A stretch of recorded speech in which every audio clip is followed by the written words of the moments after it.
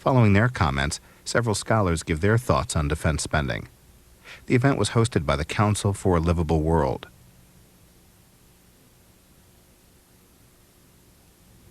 Good morning. We are, as usual, in the midst of conflicting demands on people's time. We set this for a 3-hour period with the full understanding, given the pressures that affect members and others, that we will have a kind of a rotating audience. But I did want to begin now. We will be hearing from some members of Congress, and then we will have a panel. And the panel will reflect what is our two-part message. First, we believe, judging it purely on the merits, the request that the President has made is unjustified. That is, overwhelmingly, among those of us in Congress who are critical, and I believe among many of the organizations who will be joining with us, there is a commitment to the notion of America being by far the strongest nation in the world. Many of us do believe, in the current world context, there is no better alternative than for the United States to maintain overwhelming force compared to potential adversaries. And many of us are supportive of the evolving multilateral peacekeeping role, which is, of course, expensive. What we firmly believe, however, is that the current budget is already far larger than is needed for that. And so we are particularly opposed to these increases because we think that the legitimate mission of protecting every valid national security interest, both from the standpoint of defense and from the standpoint of peacekeeping, can be met easily with a budget that is in fact less rather than more than the current budget. One of the arguments we get is that there has been a substantial decline in military spending. That is true. There has, however, been an even more substantial decline in the threats that the military spending is dealing with. Indeed, if what had happened to the Soviet Union had happened, for instance, to cancer, and that would be a wonderful thing, if we had seen a collapse in the incidence of cancer comparable to the collapse in the Soviet Union and its allies, the budget for the National Cancer Institute would have gone down by a much greater percentage than the military budget. If everyone in America were to be substantially housed, we would expect the HUD budget to go down. The Pentagon budget is an exception in that the real purpose for it has substantially changed, and the budget has not adequately reflected that. People talk about the new threats. The problem we face here is, in the first place, that these are not new threats. North Korea, Iraq, Iran, these are not creations of the last few years. All of those nations, with their unfortunate tendencies, with their aggressive and threatening aspects towards their neighbors, were in existence 10 years ago and more. What's changed is the collapse of the Soviet Union. There's been a qualitative change in the nature of the mission of the American defense establishment, and that has not yet been reflected in our budget. From the late 30s with the rise of Hitler until the early 90s with the final collapse of the Soviet Empire, and that collapse has been total. We, when I first got here in 1981, were confronted with the Warsaw Pact, and the Pentagon said we had to take into account a potential threat, not just from the entire Soviet Union, but from their allies, Poland, East Germany, Czechoslovakia, etc. Many of us raised the question that these were unreliable, and they said, well, we can't take that into account. We have to look at what they've got. What they have got no longer exists. We have seen an extraordinary diminution in the threat, with all those Eastern European countries defecting, with the Soviet Union itself being demolished. The nuclear capacity of Russia today is a threat to us, not because they might intentionally go to war with us, but because they can't keep track of it. We, for instance, are now maintaining a higher level of nuclear weapons than even the Pentagon thinks necessary, at the cost of billions of dollars, because Congress said we must stay up to the level that was called for by the First START Treaty. And we cannot get down to the level that we would get in the later START treaties. We have this mismatch. we are being told by my congressional colleagues that we cannot reduce our number of nuclear weapons to the amount called for in the treaties. The Russians, on the other hand, can't afford to get up to the level that they would be allowed in the treaties.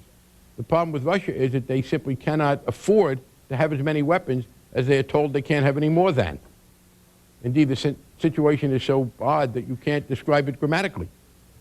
The threat, as I said, has very substantially diminished.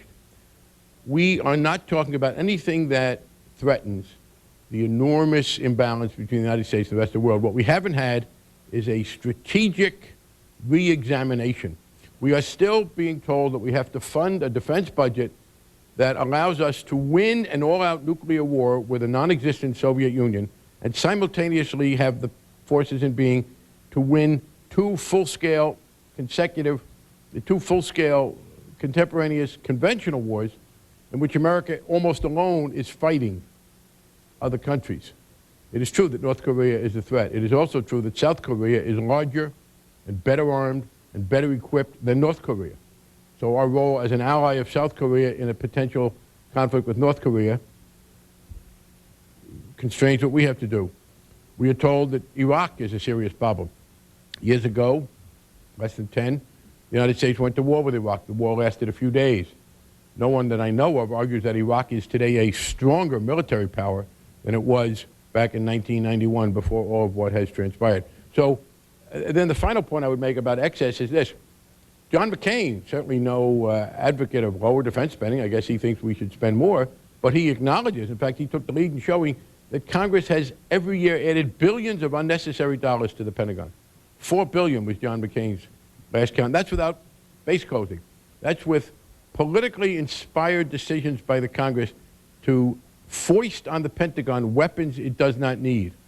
In fact, if you look at the world today and you look at what is the source of weapons being aimed at the Pentagon that the Pentagon would like to repel, they don't come primarily from Iraq or Iran or North Korea. They come from the United States Congress. The United States Congress is the main source of adding weapons that the Pentagon does not want.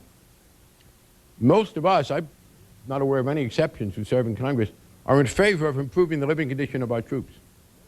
We're a very wealthy nation. It is not appropriate for us to count on straightened economic circumstances so that only lower economic echelons come and defend us and do it cheaply. I am prepared to support this. We firmly believe that a re-examination of the strategic mission after the collapse of the Soviet Union, a reasonable insistence that our wealthy European allies pick up a fair share of the defense, particularly of Western Europe, and an end to the congressional pork process would allow us to maintain easily the sort of defense capacity Americans are entitled to and that we think would be beneficial in the world, not only without this increase, but with even less. But then there's a second point.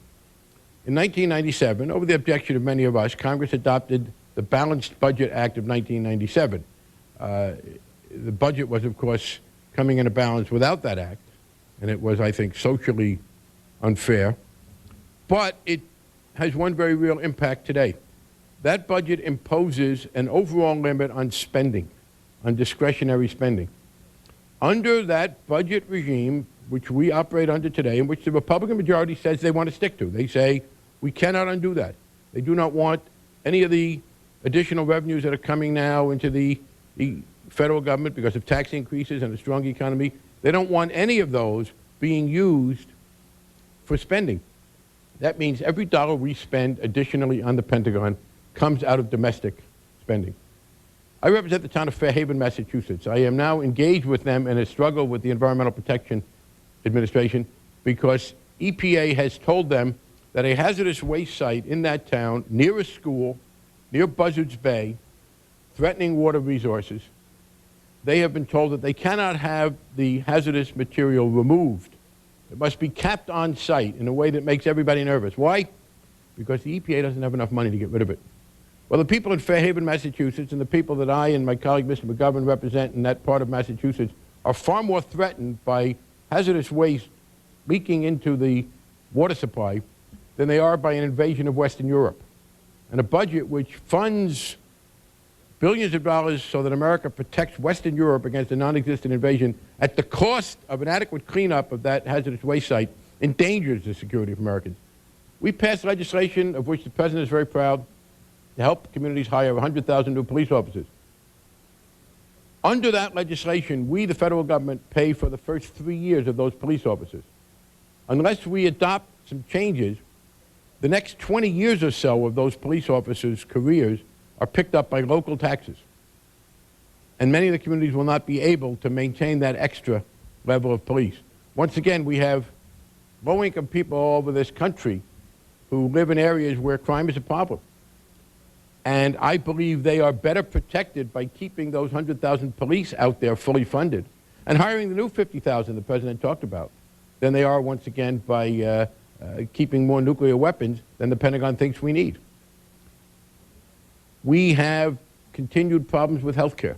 The President says, and I'm delighted that he wants to extend prescription drugs to Medicare. All those things are competing with the Pentagon for dollars. And while the President has proposed some increases in closing tax loopholes, which many of us support, the likelihood that they will pass is not high in every case. So it is very, very simple. Given the Balanced Budget Act, not only is the increased spending the President asked for unnecessary, if it comes at the expense of the Women's, Infant, and Children Feeding Program, of environmental protection, of police on the streets, of adequate housing for people with special needs and elderly people and others. That is why many of us believe the single most important thing we can do right now is to show why this money is unnecessary and what the costs are of spending it. What we will now do is, several of my colleagues have joined us. We will hear from some of my colleagues, and then at 11 o'clock we have a panel which consists both of experts in military spending who can, I think, show very clearly why the increased spending is unnecessary, even given the strictest notion of what America's true national security requires. And we will also have people who are engaged in trying to meet some of the pressing domestic needs of this country in health and environment, in poverty alleviation, in getting welfare workers to work. All things America says it's for, but which it will not adequately do if we continue to waste money at the Pentagon. And now, in the order in which my colleagues have joined us, let me call on some of those who have been waging this fight and will continue to do it. First, my colleague from Vermont, Bernie Sanders.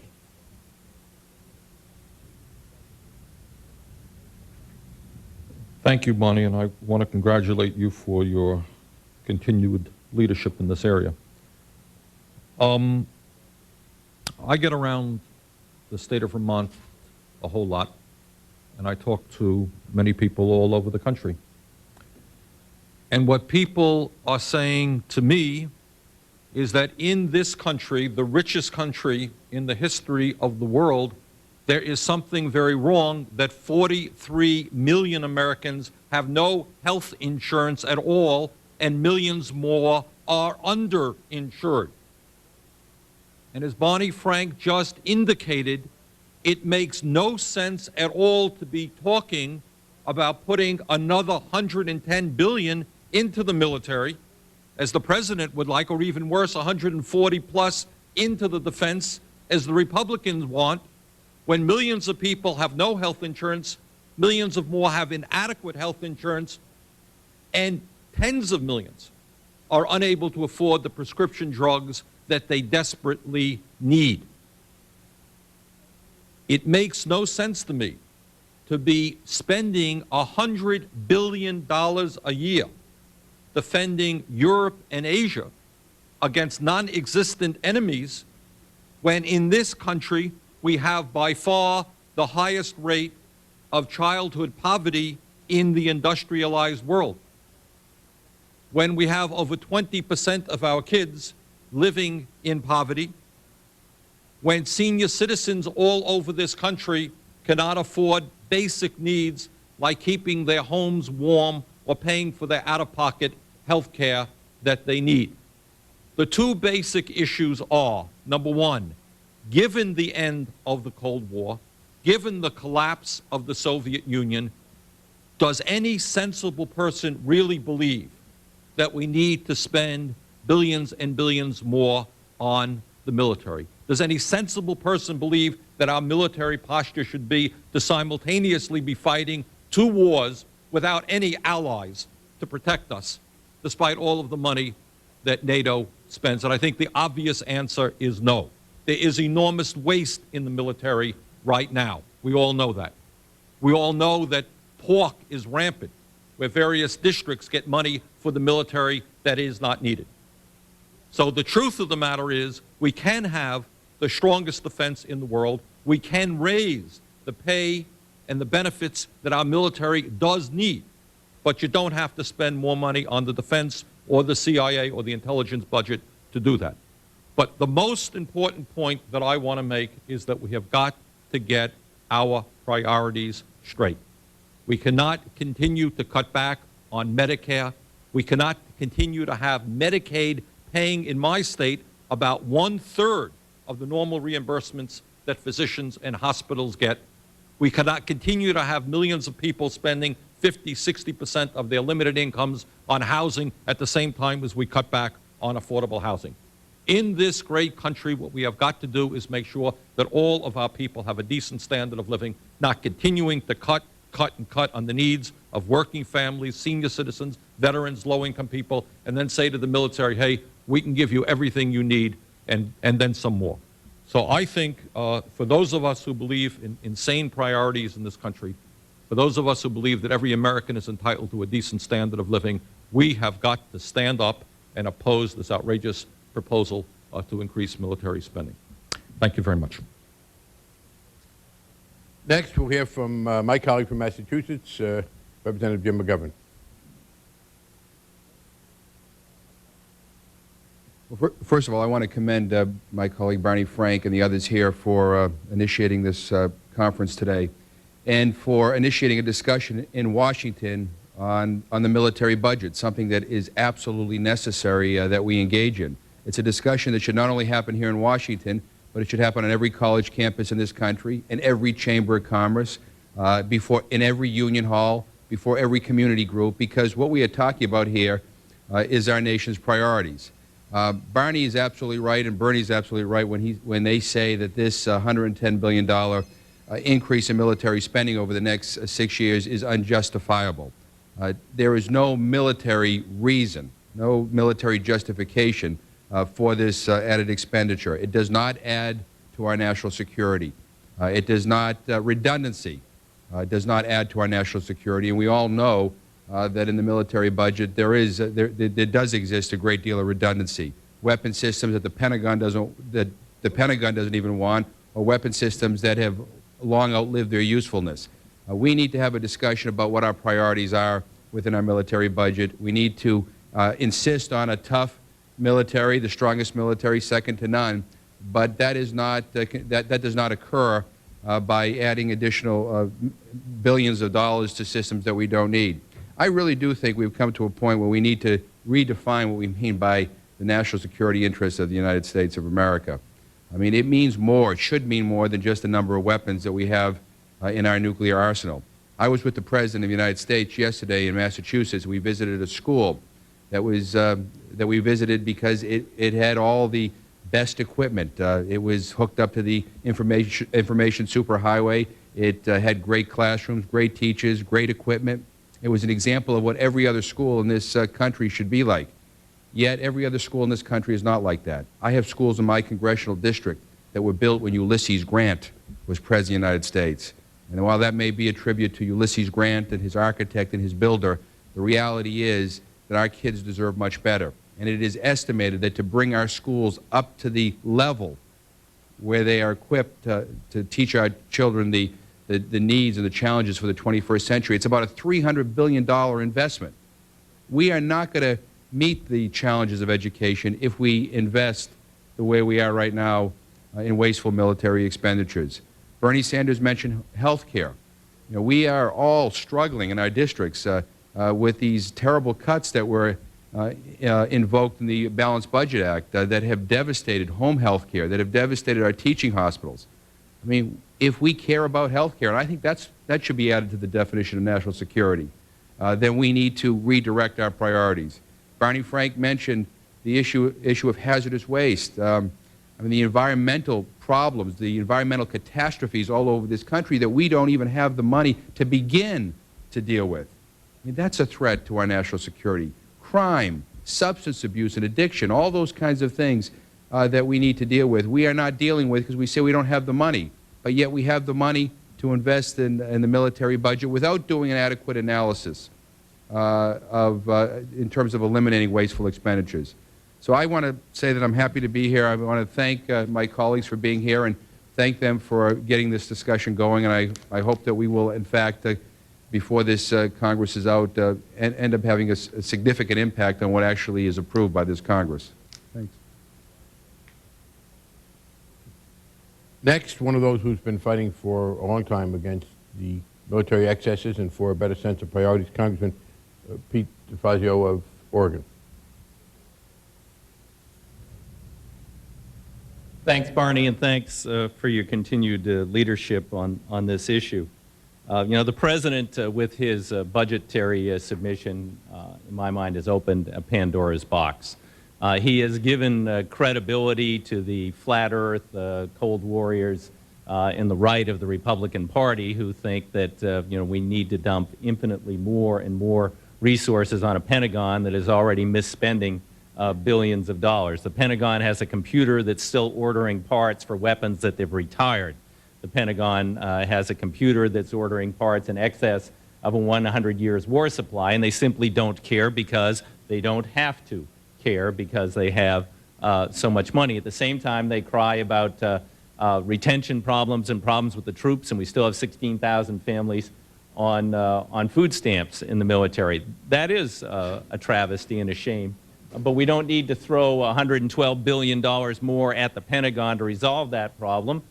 We could cancel some of the unneeded, you know, new C-130s from Newt Gingrich's district, which you know, are planes that you know, are beyond the needs of the military. They'll have to retire planes that have 10 years life left in order to build the planes that were funded in last fall's supplemental under the guise of readiness and retention.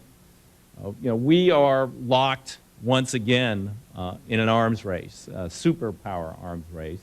The world's one superpower is madly wrestling and competing with itself in some bizarre shadow boxing sort of duel. There is no credible you know, threat from another superpower to the United States. Yes, we need to maintain a minimal military to stave off threats to our country, but not with weapons designed for Cold War superpower adversaries like the Soviet Union, the B-2 bomber, a weapon that was designed to fight World War IV, to find and destroy targets in the Soviet Union after World War III had occurred. Anything that might be left would be destroyed by the B-2 bomber. You know, that was an absurd mission at the time, and it's doubly absurd now that the Pentagon, I mean, you know, now that the Soviet Union doesn't exist, and yet we are forcing more B-2 bombers on the Pentagon that itself even doesn't find that they're necessary. So I congratulate the people who are here today and gathered to discuss a sane policy that will meet the real threats the United States will come in the next century, which are economic, educational, health care, crime in the streets, drug addiction and lack of treatment for people who have substance abuse problems. Those are real threats to our security in the next century, and those are things we could be addressing if we weren't wasting the money elsewhere.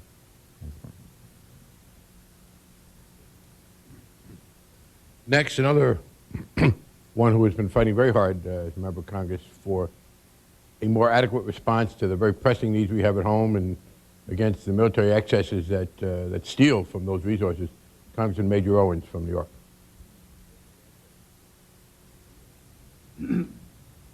I, too, want to thank you, Barney, for continuing this dialogue, for creating a dialogue. It appears that around here there are all kinds of efforts made to suppress dialogue and limit public debate and public discussion, especially on matters that are most important. And I can think of nothing more important than a proposal to expend $110 billion on a defense budget at this time in the nation's history. At a time when we're saying that we want to use all available surpluses to take care of Social Security and a few other emergencies. At a time when we're saying we don't have the money to provide adequate education programs. We take a Mickey Mouse approach to education programs, and we announce new programs like the after-school program with great fanfare and large numbers of sound bites, and it's a very tiny program. We're increasing it from $200 million to $600 million, and maybe we'll serve 1 million youngsters out of all the millions of youngsters out there who need after-school programs.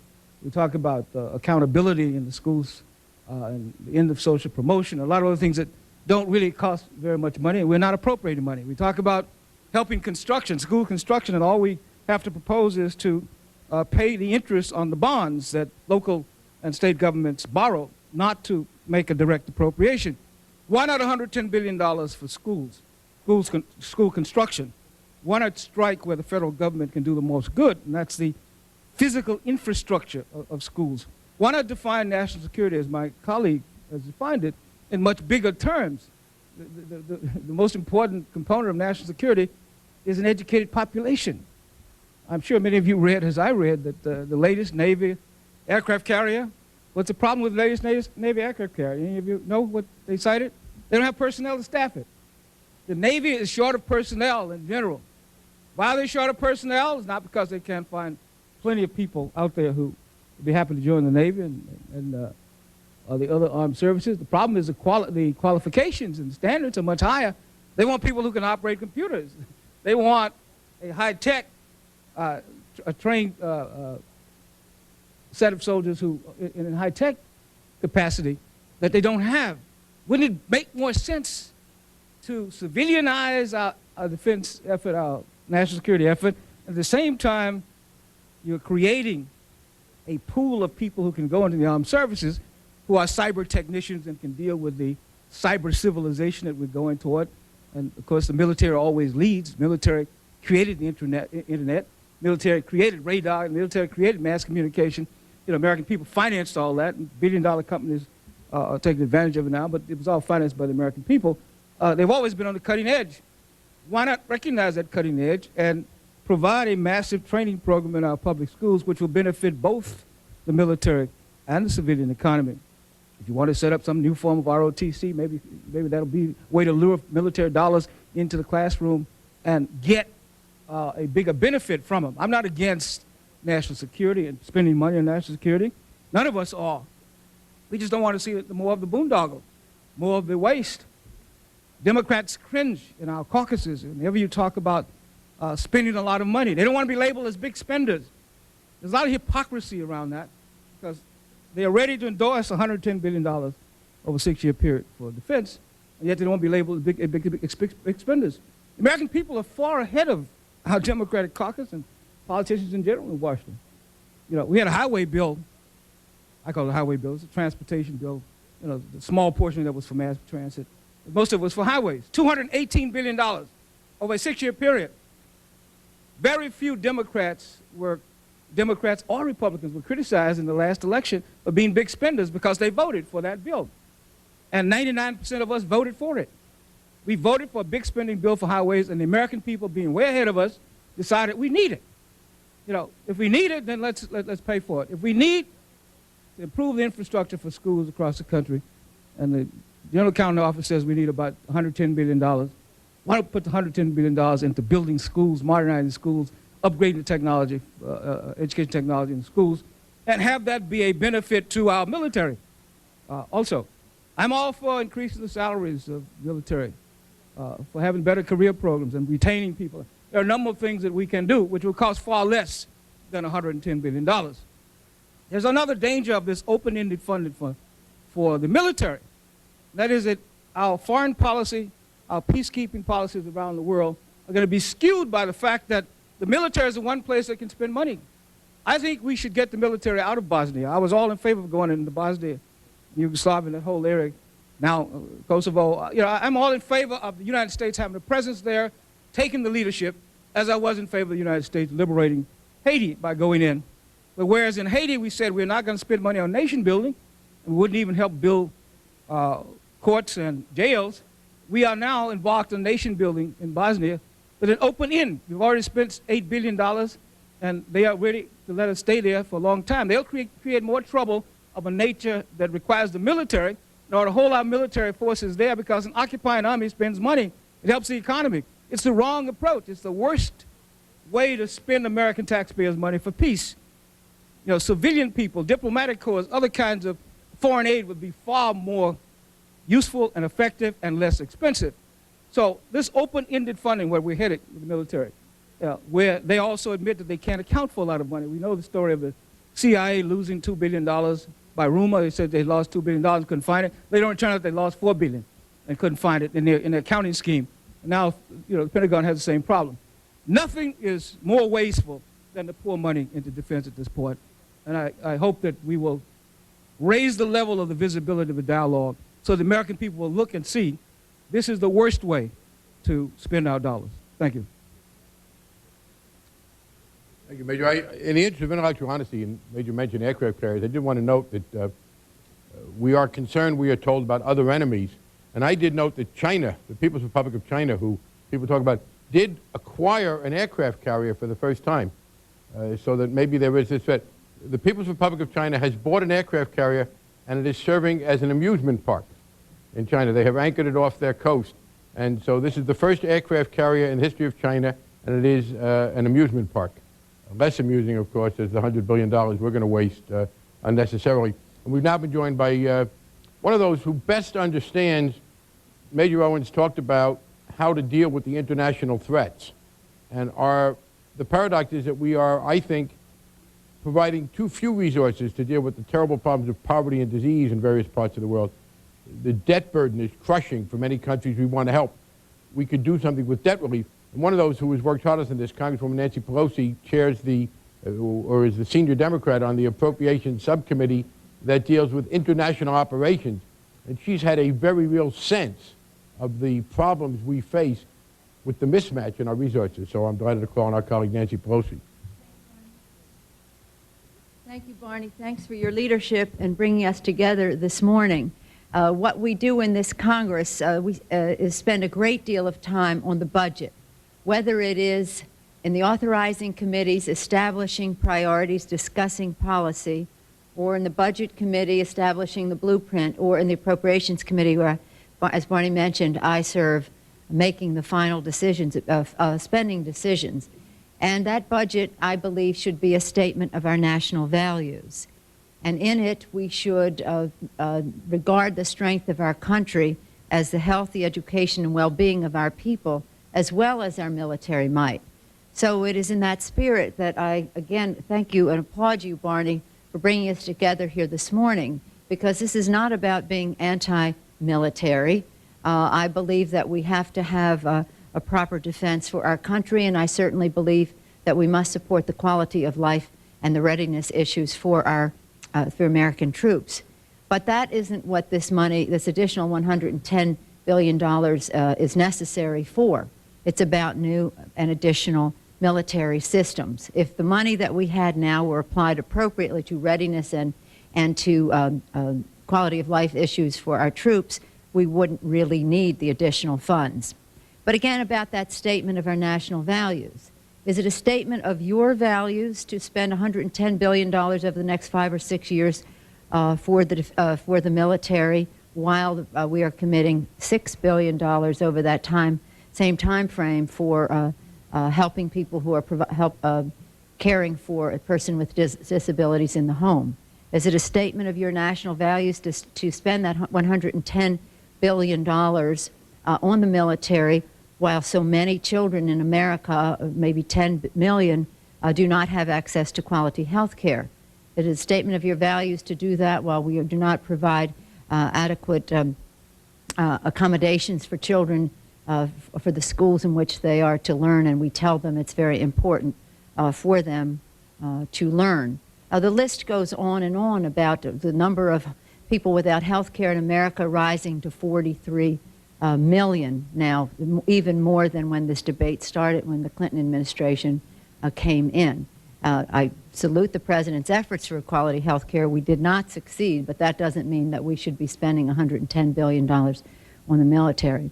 We send such a mixed message to our young people in this country when we tell them, again, that education is important, and yet we don't commit the resources necessary for the kind of education that they should have, and again, committing the resources to the school buildings, wiring them for the future, ridding them of lead and asbestos, not having overcrowded classrooms or having kids learn in the faculty lounge or in the hallway because there's not adequate space for them. We send them a mixed message when we say, don't smoke, smoking is bad for your health, and yet we don't value health by giving them access to quality health care. Kids are smart. They get the message. This must not be important. What are we talking about my health for when I don't have access to quality health care? And when we tell them that the work ethic is very important in their lives, and yet we don't pay a living wage to people who work full-time in our country. So somehow or other, this statement of our values about how we commit our resources to the strength of our country, that is, the health, education, and well-being of America's families, is a message that kids get in a mixed way as well. Barney mentioned some other ways that we can keep the peace. I always take my guidance from Pope Paul VI, who said, if you want peace, work for justice.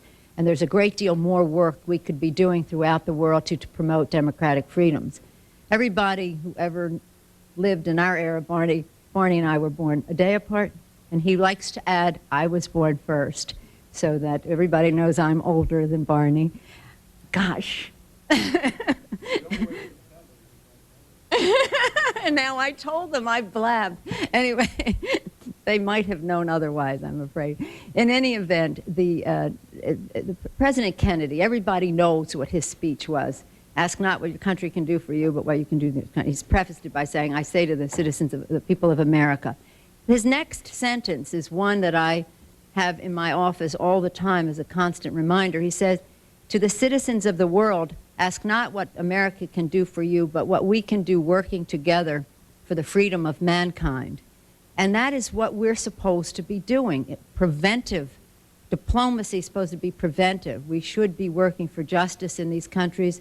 All the issues that we've talked about, workers' rights, environmental protection, human rights, establishment of democratic institutions. There's so much we can be doing. There's so many, Kosovo, we're going into Kosovo. We don't have too many good options there, but that was such a predictable problem. I'm not saying that the Clinton administration didn't inherit a bad situation there, but nonetheless, what could we have done working with the people of the world, with the Europeans and the rest, early enough so that we're not considering a military option at this time? So I guess it comes down to, what is the birthright of every American child? Here we are in a booming economy, the stock market skyrocketing. So many months, what is it, 72, 90-something months of consecutive growth. Third year where we have a surplus in our budget. And still 1 in 5 children, and in California, 1 in 4 children living in poverty in our country. Something's wrong with this budget, something's wrong with this picture if we're not addressing the birthright of America's children. Most of these children live in families where parents work, but they don't make a living wage. So what should we be doing from a budgetary standpoint? I think much more to give value to the birthright of every American child. And that's why I oppose the President's proposal for $110 billion more. We certainly have other places that we need to spend it that will strengthen our country more than additional military systems.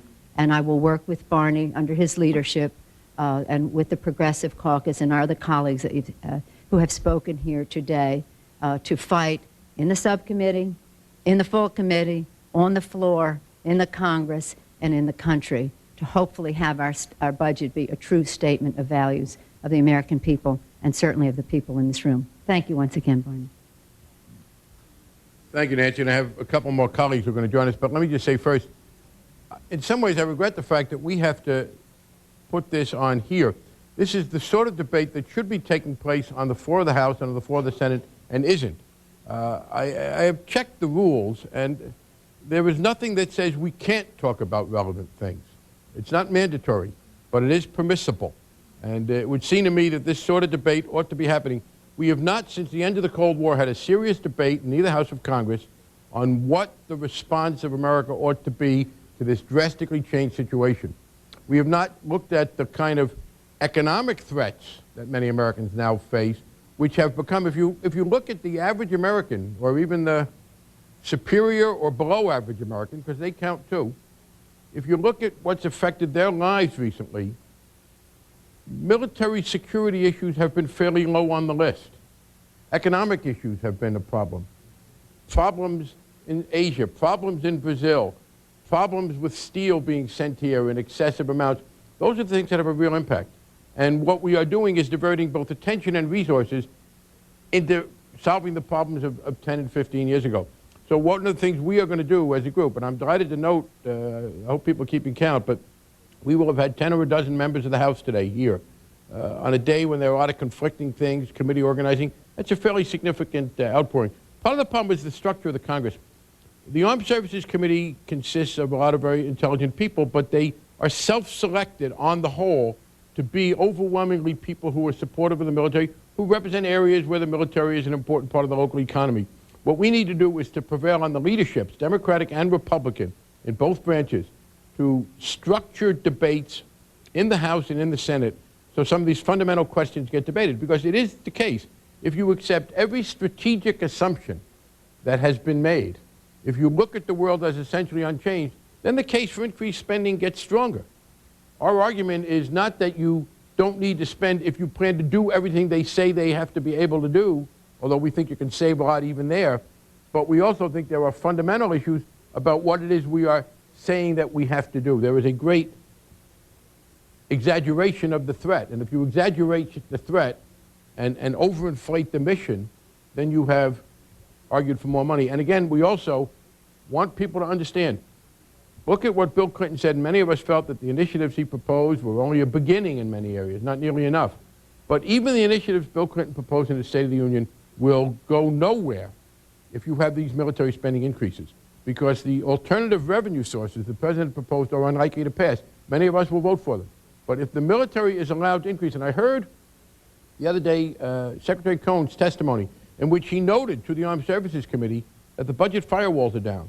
And he was essentially inviting the Armed Services Committee people to go into the domestic area and take some spending, so that what we are doing in the area of the environment or children's health or public safety or any of these other areas, that could be even further diminished.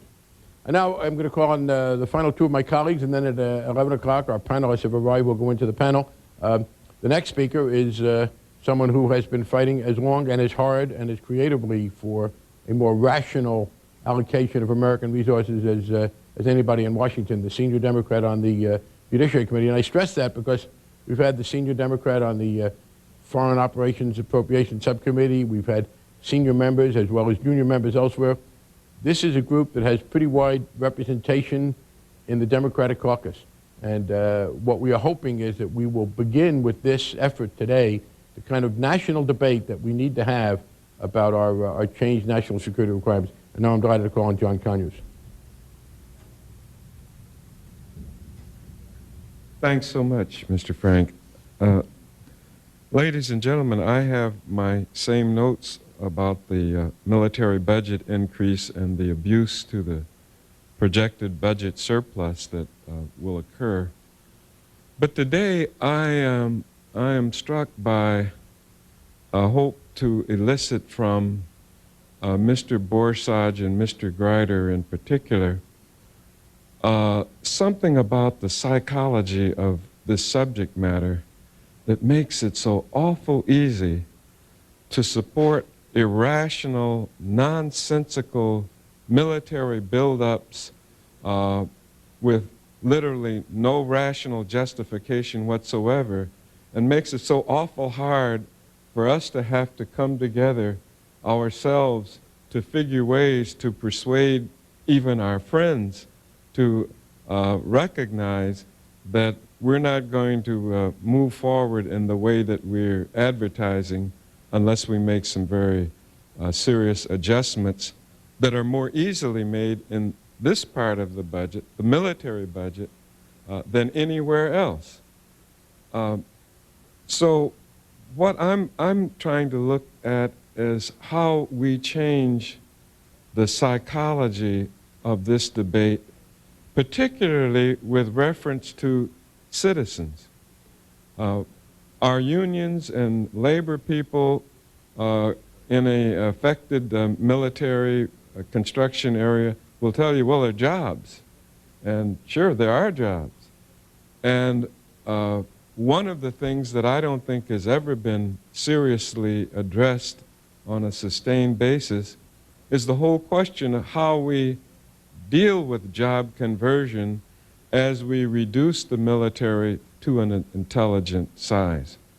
And then to inquire into how we begin to move people away from this automatic knee-jerk responsibility. I think we have a lot of people in our citizenry that really support our position that in the course of the way it's built, their voices can't rise to the top. So that's the new perspective with which I am joining you today. My list of abusive projects is the same as they were 2 weeks ago when we last met. And the only thing I'm afraid of is that somebody will say, well, no, they got worse because while you weren't looking, somebody tacked on something else. I hope I don't hear that. But thank you very much for this intervention. And if you're not at one of the many meetings you do, I'll let everyone know what committees you want to be on. Thank you. My senior on the Judiciary Committee and I at 11 o'clock have to go pick which Judiciary Subcommittee we want to be on. It's kind of like being in a shooting gallery and there are about 500 targets. You only got 3 shots, so it's kind of hard to pick which one. But there is the subcommittee which will be charged with reenacting or not the independent counsel statute will attract a certain amount of interest while we're on the subject of gross wastes of money and abuse. And our final member who has joined us today, another very ardent fighter for social justice and for fairness and who understands very well the what the economists would call the opportunity costs of this spending. All these extra dollars we will spend on the military take away from the needs of families and children. We made big promises about helping poor people on welfare get off welfare and get into jobs. And our ability to do that, at the very least, depends on more resources than we've made available. So any effort to put more and more of that domestic money into the military is going to take away very directly. And Lynn Woolsey has worked as hard on this as anybody in Congress.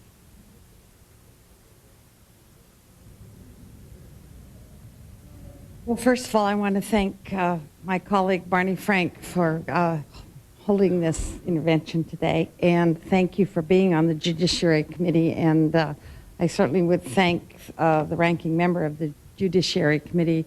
I had a lot more confidence knowing you were both there, believe me.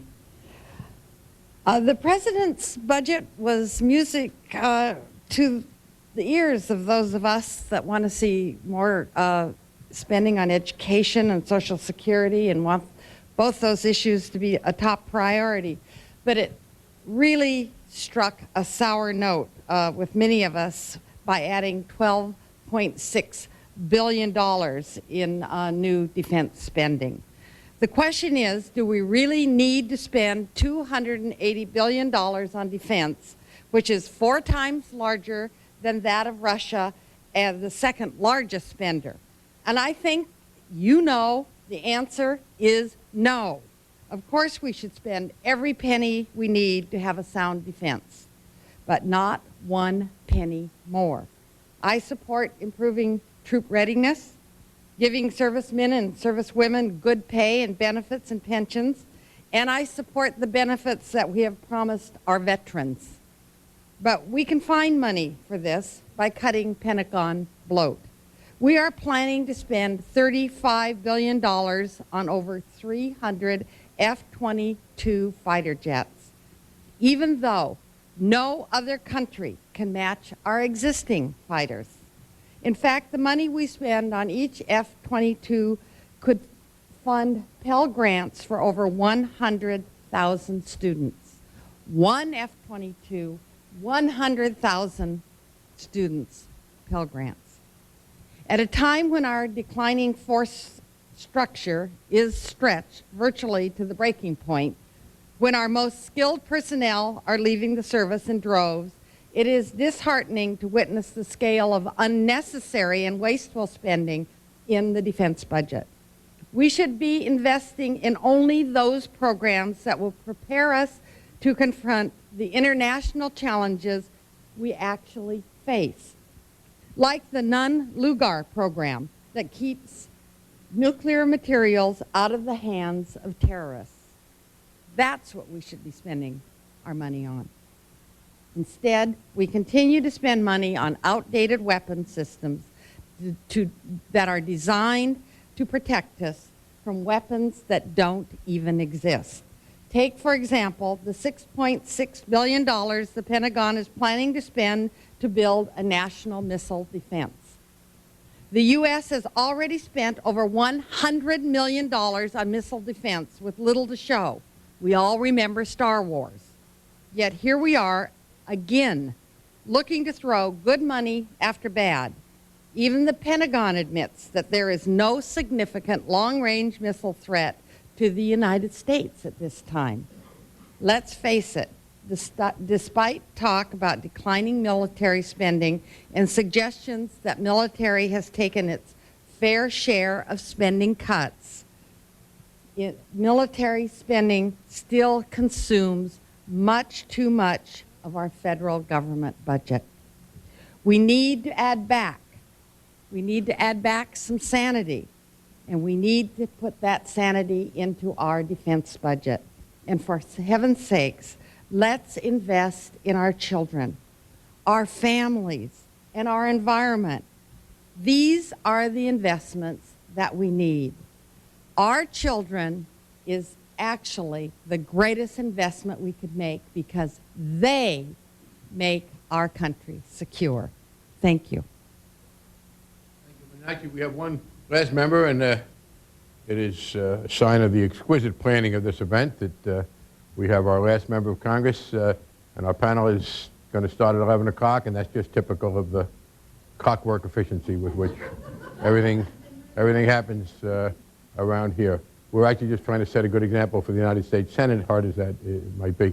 And our final speaker today is one of the members of the freshman class, and we are delighted to have her join and show that this kind of concern continues to be a very vibrant one. When people are newly elected, that's often the best sign of what are the concerns of the electorate, because it's those elections, in this case Jan Schakowsky, who won a contested primary in Chicago with three good Democratic candidates. Her election is a sign of the continued concern that people have in the electorate about these issues. So we're delighted to be joined by Jan Schakowsky. Thank you. I want to thank Barney Frank for inviting me to co-host this panel discussion with him, and the Council for Livable World Education Fund for assembling a group of wonderful experts for us today. I am happy to be part of an effort to carefully scrutinize the proposed $110 billion increase in the defense budget. It's the responsibility of members of Congress to do just that. Do we need such a large increase? Will it help us achieve our military goals? Those are simple and basic questions. The problem is they can't be adequately answered. Since the end of the Cold War, there has not been a reconsideration of U.S. strategy. I understand fully the need to compensate our men and women in uniform and support an increase in their pay. But what about billions of dollars in new weapons systems? And do we still need to maintain a capacity to fight two major wars at the same time? And what is the role of our allies? And how much nuclear capacity is necessary? Before making this huge investment, we owe it to the taxpayers to answer these questions. The Chicago Tribune, in a January 25th editorial, agreed with Representative Franks and the rest of the members of Congress who are answering these questions, who are asking these questions. The Tribune said, quote, "Frank and others question why European allies don't shoulder a greater burden of costs for missions in their own backyard. They also ask, quite reasonably, why the U.S. needs all the costly big-ticket weapon systems left over from the Cold War. With the budget battle lines drawn, Congress should get down to work immediately to evaluate and reevaluate the mission being tasked to the military and let the dollars match them. Those are the words of the Chicago Tribune, and I think should be our guidelines in this debate. I'm sure that this expert panel can shed some light on these issues, and I look forward to it. Thank you. Thank you, Jen. I'd now like to call the members of the panel to come up.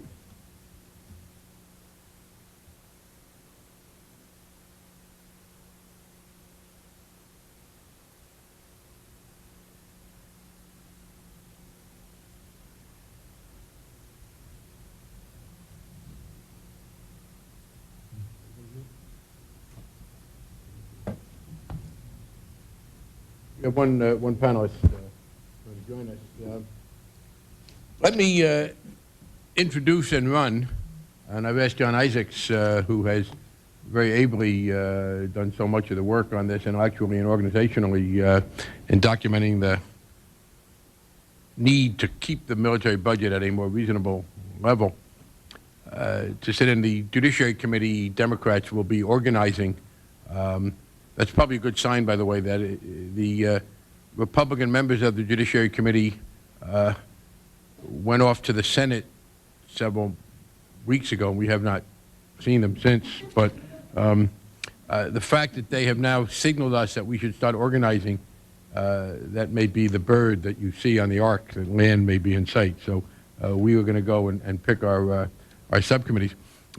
But I am delighted to have a very distinguished panel, and they will each speak for about 10 or 12 minutes or so, and then we will have some questions and comments. And I want to include in that, when we get to the end, conversations that we will be having about what our strategy will be. But let me just say now to the people who are here and to people who may be watching this, our success in preventing this increase and beginning to get a rational military budget will be very dependent on what the public has to say. This is one of those issues on which I wish it were different, but there is, at the kind of establishment level, something of a consensus which I think is inaccurate. It's become the kind of political, easy position in Washington now to spend a little bit. I'm afraid the administration is going to take credit from the fact that there are some of us who think they should not be spending so much and others who think they should be spending more. As an aside, anyone who ever justifies his or her position on the grounds that he or she is being criticized from both this position and that position is really engaging in the worst kind of intellectual nonsense. Presumably there is one person on the far right and one person on the far left in the whole world who are not subject to being criticized from both sides. Everybody else, in fact, will be criticized from both sides. If you doubt that, just remember that there are people who think that the House managers and Kenneth Starr are soft on the president. So the fact that people criticize you from both positions is zero indicator of your rectitude, but the administration will undoubtedly try to claim that. So this debate will only be changed if the public joins in, and we invite those who are listening, as well obviously those who are here, if you agree with our position and if you would rather see some of the government's resources spent on important domestic needs and important international health and environmental needs, please let your representative and senator know. If there is not an outpouring from the public, this will not change. And I would just say to you, any member of Congress who tells you how he or she supports increased environmental spending, debt relief for the distressed nations of Africa and Latin America, more police on the streets, better housing for the elderly, prescription drugs for Medicare, or any of a long list, if they tell you they are for those, but also that they are for increasing the military, you are not being told the truth, because those simply are not going to happen. This increase that the President proposed to the military will inevitably come at the expense of adequate funding anywhere else. And it's time for people to be intolerant of that kind of intellectual dishonesty. So those who are advocates for increases in any of these areas ought to understand that they have to be simultaneously advocates for not wasting on the military the resources we will need to make a reality out of any of those things. And I think our full panel is here. Let me just introduce the members, and then I'm going to leave, and John will ably take over. We have Michael O'Hanlon from the Brookings Institute, who is an expert on what the military really does need and how the money ought to be spent. William Grider, whose most recent book, Fortress America, The American Military and the Consequences of Peace, is a very powerful and passionate argument along these lines. Bob Borisage from the Campaign for America's Future, who has been one of the leading organizers of the effort to right the grievous imbalances in the way in which we spend public money. And Grace Reed from the Children's Defense Fund, representing one of those organizations which has done the best to document the need and can, in fact, more graphically probably than almost anybody else as a representative of the Children's Defense Fund, show what the social costs are of wasting money over here, which will inevitably come at the expense of the most vulnerable and exploited group in America, poor children. So I thank all the panelists for coming. I will now absent myself and turn it over to John, and I'll be back after we've picked subcommittees.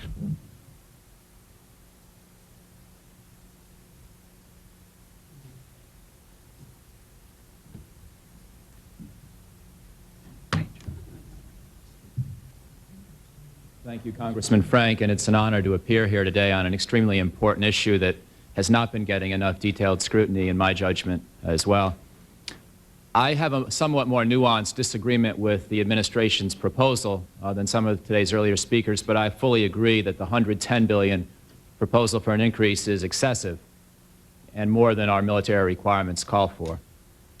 I think that something on the order of half of that at most would be adequate to redress some of the most serious problems we see in our military readiness and to start to purchase equipment to replace that which is wearing out, largely from the 1980s Reagan buildup.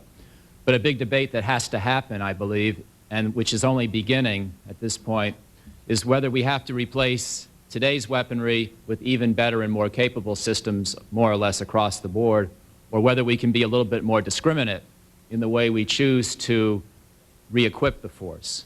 We don't have to necessarily buy systems that cost twice as much as today's in order to maintain a military that's highly effective, reliable, and safe for our service people.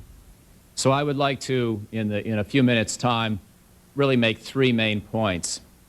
And one is that, as I say, U.S. military readiness today is strained to some extent and should be redressed and does require a little more money in certain areas, but not necessarily a great deal. I would judge the President's proposal in this area as already quite generous and do not think any more is needed than that.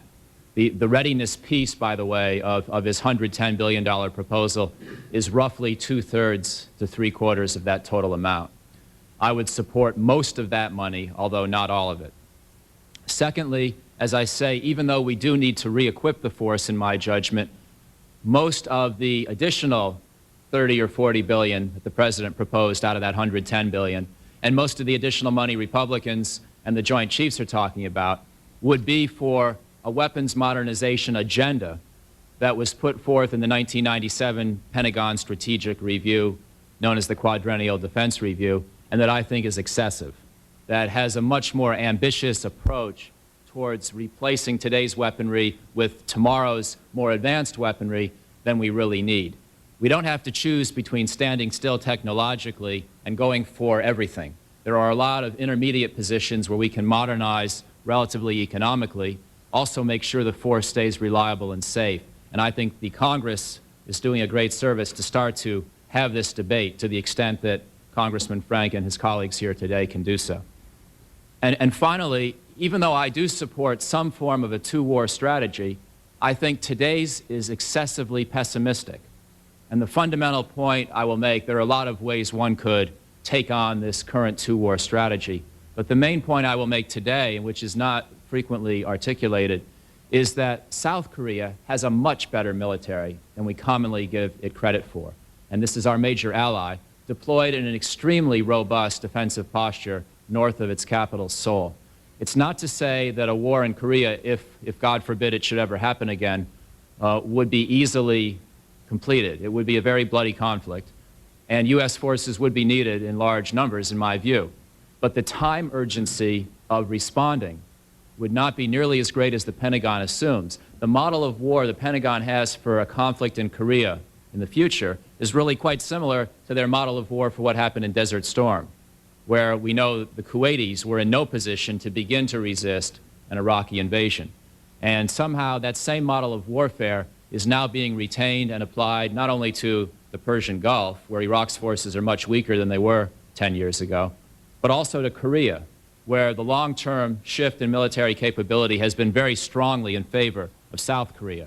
And so what I'd like to do to just give you a little bit more information on each of these three main points, one about readiness, two about weapons modernization, and three about the current two-war strategy, is to provide a couple of view graphs that I think will give you a little bit more data, and then try to wrap things up fairly quickly so we have plenty of time for other panelists in the discussion. So I'm going to try to use the view graph here and apologize that one of my two transparencies is a little bit busy, but I'll try to hit on a couple of big points on this important issue of readiness. But let me start with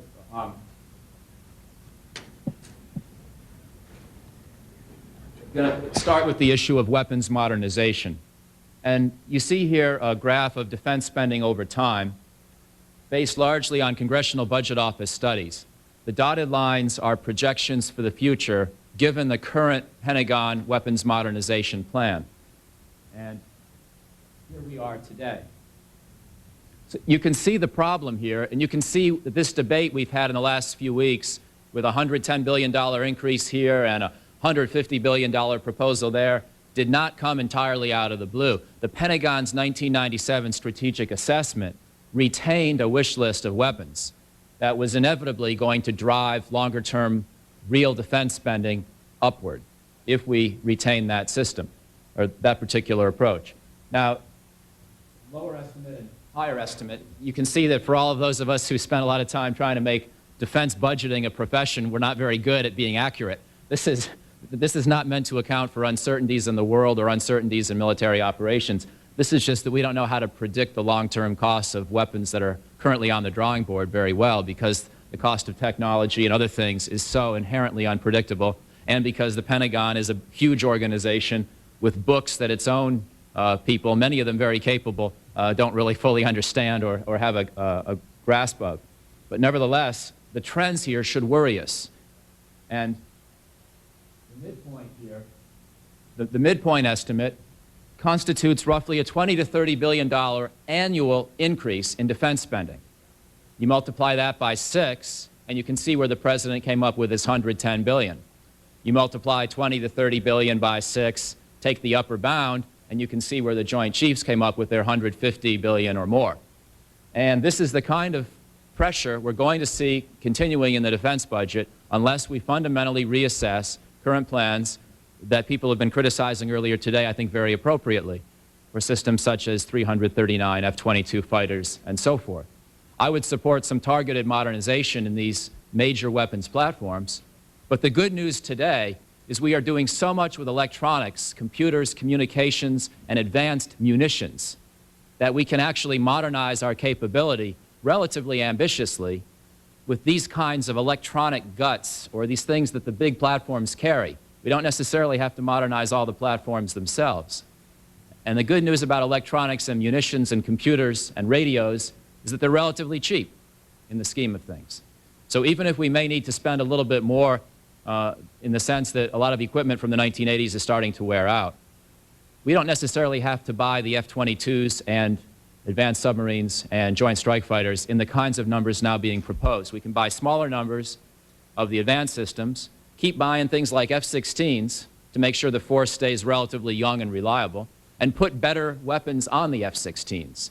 And that's still a fairly ambitious approach towards improving our military. It does not force us to choose between standing still technologically and buying this ambitious plan.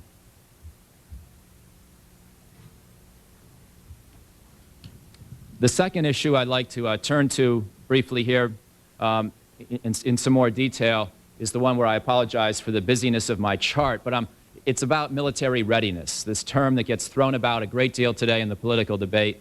It means a lot of different things to a lot of different people, but what it really means for the Pentagon is the near-term ability of a given unit to do what it's supposed to do, to measure up to its own potential. So does it have equipment that's reliable? Does it have enough people in the units? Does it have spare parts? Have the units been training adequately?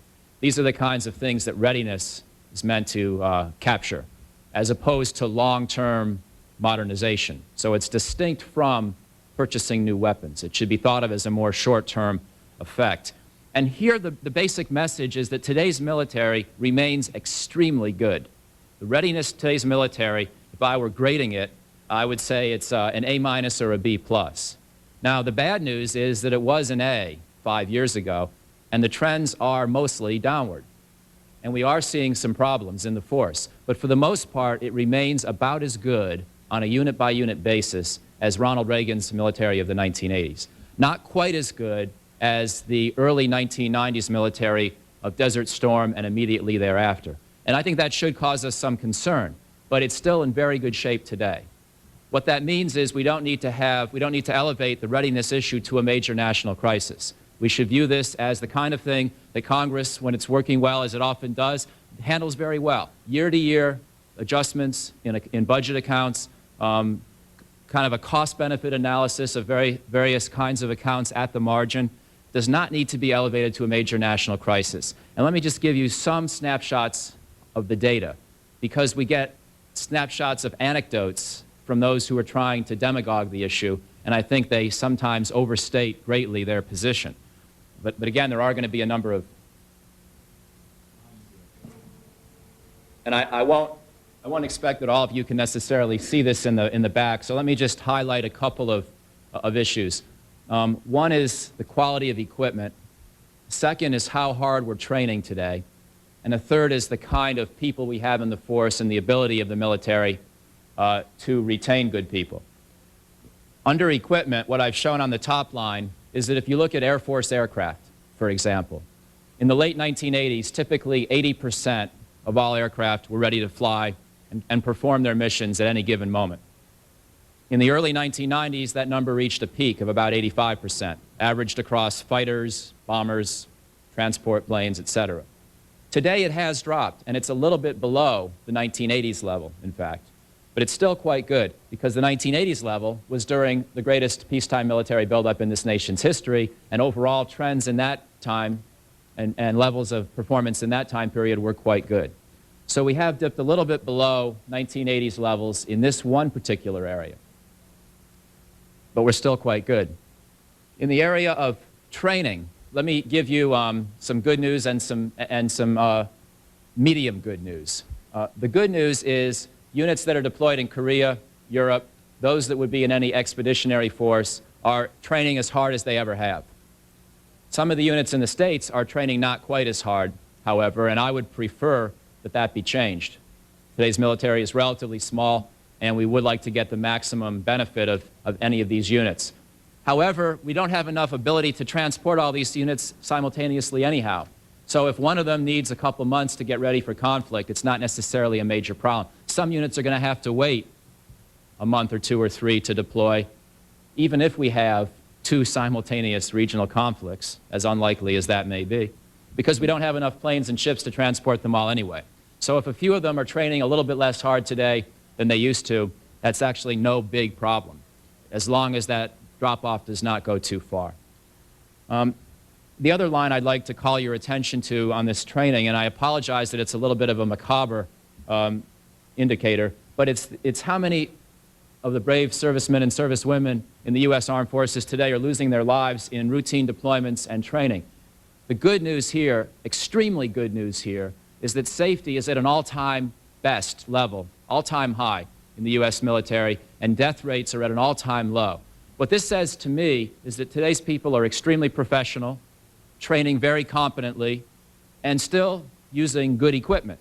If the equipment were not still in good shape, you would have accidents that would preclude an historically best safety record in the entire history of the U.S. military. So that's more good news about training, and those levels are much better than they were in the 1980s. Number of people losing their lives because of deployments, training, or other kinds of accidents. Let me just sum up with 1 or 2 points on the personnel and pay. I believe it's correct to increase military compensation but we should recognize that it actually has not declined in inflation-adjusted terms in the 1990s.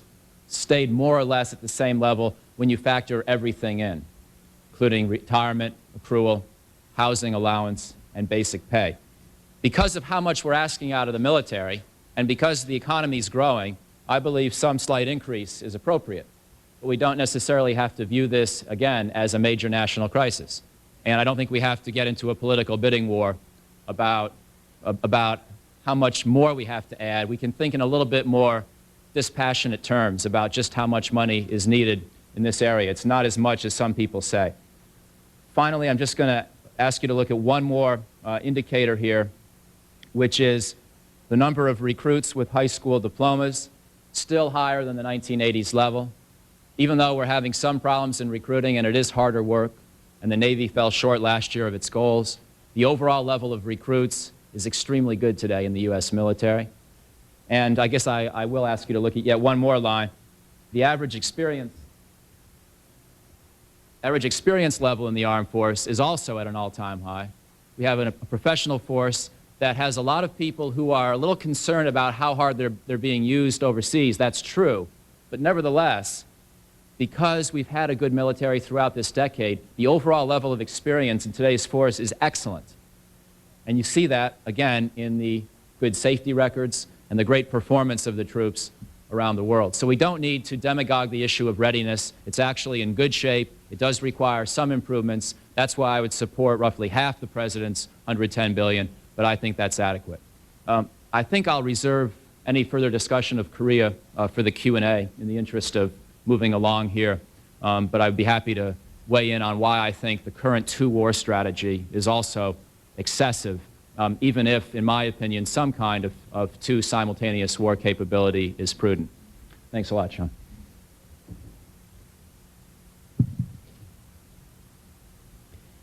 As you heard from Barney Frank, he had to go off, and I think he's impeaching independent counsels. My name is John Isaacs. I'm with Council for the Livable World Education Fund. We're hosting this event. Our next speaker is William Greider, the author of Fortress America. It's an excellent book. It's available in your local bookstores.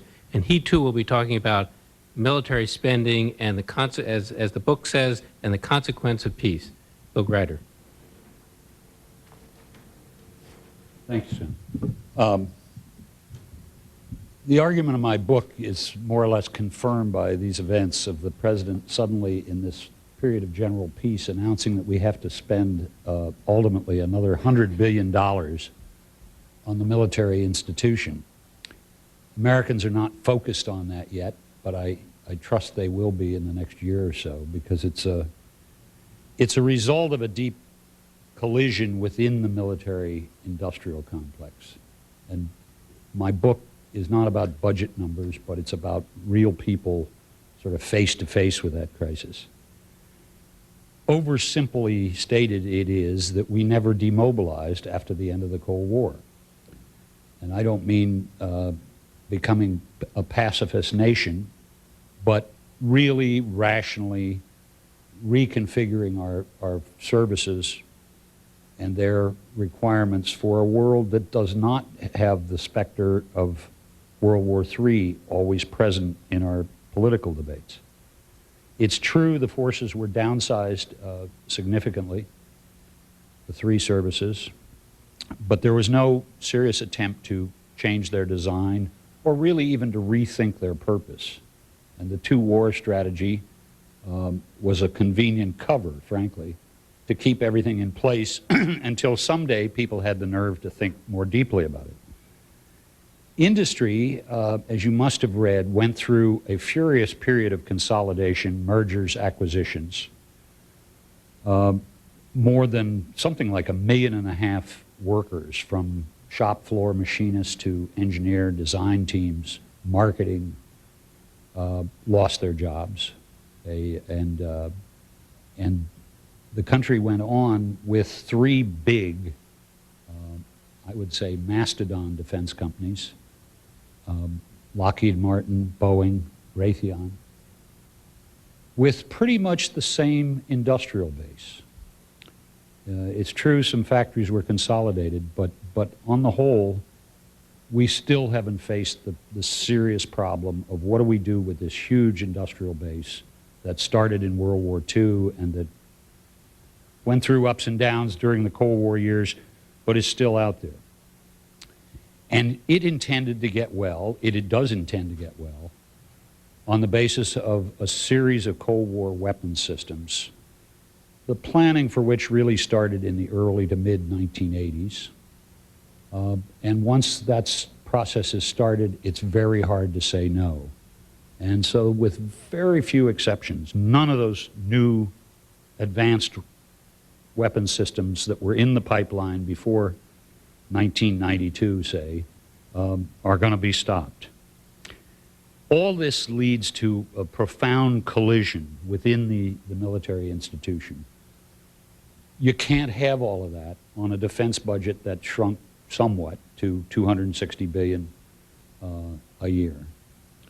So what the military has done in the meantime is hack away bits and pieces here and there, whether it's maintenance and operations or personnel accounts or various other things that get pushed off into the future, including the payments for all these new weapon systems.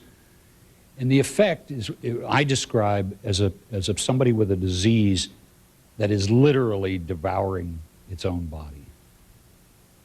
And that's the fundamental reality that leads to our sudden discovery of a readiness crisis. The good news, I think, is that military people really do understand this, and I'm not talking about the Joint Chiefs per se, but through the ranks of the three services. And I know this because going around the country promoting my book, I heard again and again from those people, confirming my own account of what things are like at this point. I would go on these talk radio shows, and typically the host would be at least moderately conservative, if not more so, and viewing me as some sort of alien peacenik who's wandered into his programming. And I would go through in more detail than I am now my examples and so forth. He would open the phones, and the calls would almost totally be from military people, either in the ranks or recently retired. And the first thing they would say is, this guy has got it right. That's what's happening. And then they would tell stories of their own, much more vivid in some cases than anything I've found, and very believable. Because it's not just personal anguish for them, they have a sense of nobody is listening to this. Nobody wants to hear it. And you know what? They're right about that. The public fundamentally doesn't want to hear this subject. For good reasons, of course. The Cold War is over. Don't tell us about weapons systems and defense budgets. But we're now at the moment where they've got to get a big shaking from people who care about national priorities, obviously. One of the things I heard from some military people, including in this town, is a perception which I think is new and important. They're beginning to grasp that the industry, that is the arms makers, are rolling the services on this subject. That whatever the level of the readiness problem, it could be solved in very short order simply by abandoning some of these dreams for another generation of Cold War weapon systems. And so as they see the politics developing, they hear the senators and representatives talking about readiness, but they see the money going to the same old kind of stuff that gets turned out by the military-industrial complex. This president, I think, has played a very clever stratagem, as he often does, in which he makes a full-throated gesture toward dealing with the problem. But the damage on his budget is quite slight. But he says, we'll solve it in 5 or 6 years, $100 billion plus more over that period. He's not going to be president across those 5 or 6 years. So his stratagem begins a really profound, I think, fiscal problem for the next president. If it's Al Gore, he's going to have to decide, did I sign on for that? Or can I get out of it now that I have committed myself to it? And this will be the politics of the 2000 election. And I guarantee you, the usual folks will be trying, either publicly or privately, to get very clear commitments from all of the presidential candidates announced that this is the script, $100 billion plus over the next 5, 6 years, and Republican candidates will attack Democratic candidates for being somehow inattentive to the readiness of our forces, et cetera, et cetera. That's a very old argument, and it does make one sad for the country to think that in this time of general peace, we're going to have to fight it all out all over again.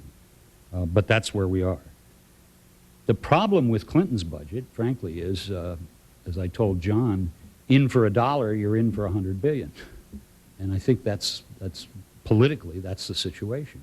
If you start down this road accepting the analysis, how do you get off? Let me give you just a couple of glimpses of the problem on the ground, which brings some of this to life, maybe. And I go in loving detail in the book, because one of the things I do feel, and I think it gets neglected, is that the military has enormous capacity as an institution in this country as a social ladder. And when you go on the ground, whether it's Army, Navy, Air Force, Marines, you see living examples of that again and again.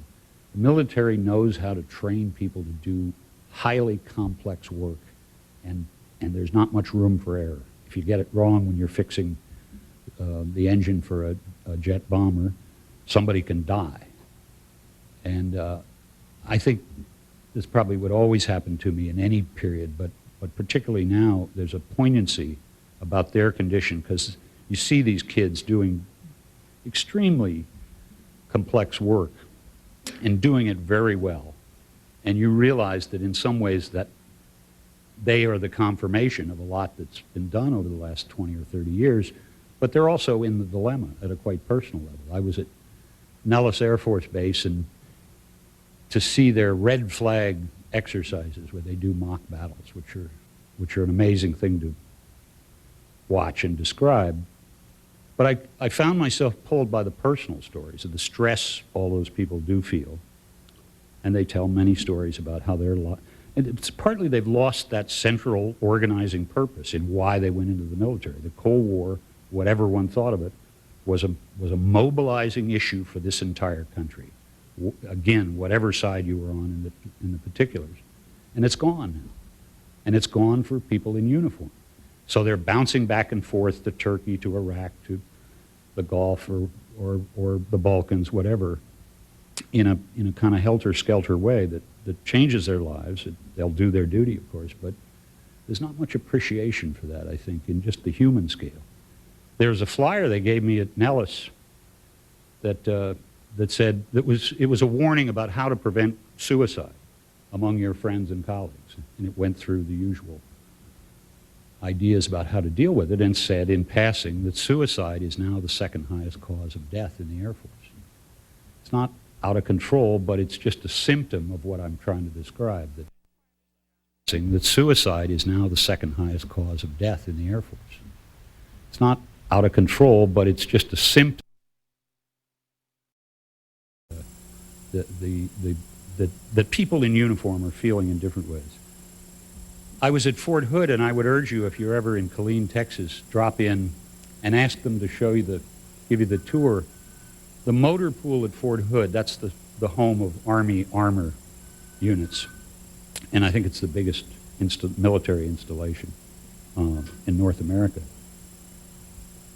You start at one end and you drive along these rows of M1 Abrams tanks, and then Bradley fighting vehicles, and Humvees with rocket launchers, and trucks and tankers, and then more tanks and more Bradleys, et cetera, for 5.5 miles. And of course, at the end of it, you're totally doped out by the experience. But I think I saw 2,500, 3,000 armored vehicles. That's a fifth of what the U.S. Army has. Most of them are not deployed on active duty because they don't need them deployed on active duty. My point is, there is enormous redundancy already in our arsenal. And you could justify that, or you could make a rationale for that if you really thought we were about to fight over Europe with the Soviet Union. it's much harder to sustain it when nobody has any serious explanation that world war is around the corner. It is very, very expensive just to maintain this. And at Fort Hood, they told me it costs $2,000 an hour to operate an M1 tank in the field. $2,000 an hour. Because the costs of training people in these vehicles is so high, Lockheed Martin and some other companies have invented a video game, which they call a simulator, and the tank crew literally climbs in this box and they watch a TV screen with a, I would say, not especially good cartoon picture of the battlefield, and the cannon breech and all the other gizmos are there. And I was looking at that. They have a huge training center full of these big boxes. And I said, well, and we went into the computer room where they were doing the operating programming for these mock battles. And the operator, one of the computer designers, said, well, we're using Soviet tank doctrine here because there really isn't any other tank doctrine in the world that's worth playing with. And I observed quietly that, well, the Soviet Union no longer exists. And the company rep said, yeah, that's true, but it would cost a whole lot of money to change this thing now. And he was sincere. I don't want to make fun of him. He was trapped. They started this thing in 1985 and it got it up and running. You want us to spend millions of dollars reprogramming it for an enemy we can't even identify? I mean, that's the dilemma for the armed services. And you can spin out scenarios endlessly, of course, about somebody who might be an enemy someday. But it's pretty hard to plan for sort of a fantastic future that nobody can see. Third glimpse is at the Lockheed Martin plant, and I saw some others where the same story is told. Fort Worth, Texas, where they make the F-16, which is a great fighter plane by all accounts. They're making 50 or 60 a year now, not for the U.S. Air Force, which bought about 3,000 of them over the last 20 years, but totally for export. And to make it overly simple, they're basically trying to keep that factory, which is a mile long and now has hundreds and hundreds of acres of empty space. They're trying to keep that factory alive. So until they can get some chunk of the F-22 or the Joint Strike Fighter after that, or maybe something else will come along. Now the kicker is you own that factory. It's a government-owned plant that was built in 1942 for World War II, and we have owned it ever since. There's another government-owned plant in Georgia where Lockheed Martin will make most of the F-22. You don't have to be a wizard to say, wouldn't it make sense to close one of these? And of course, it reveals the political subtext of all these decisions. If you made that decision, which would be rational business, you'd have to choose between Georgia and Texas, which are two of the central legs of the political base supporting all of this stuff. You might be able to get away with throwing California over the side because we all know California is quite divided in its views on this subject. But you can't dump Texas and you can't dump Georgia. Multiplied across the entire defense industrial base, this refusal to make the hard choices has produced gross overcapacity.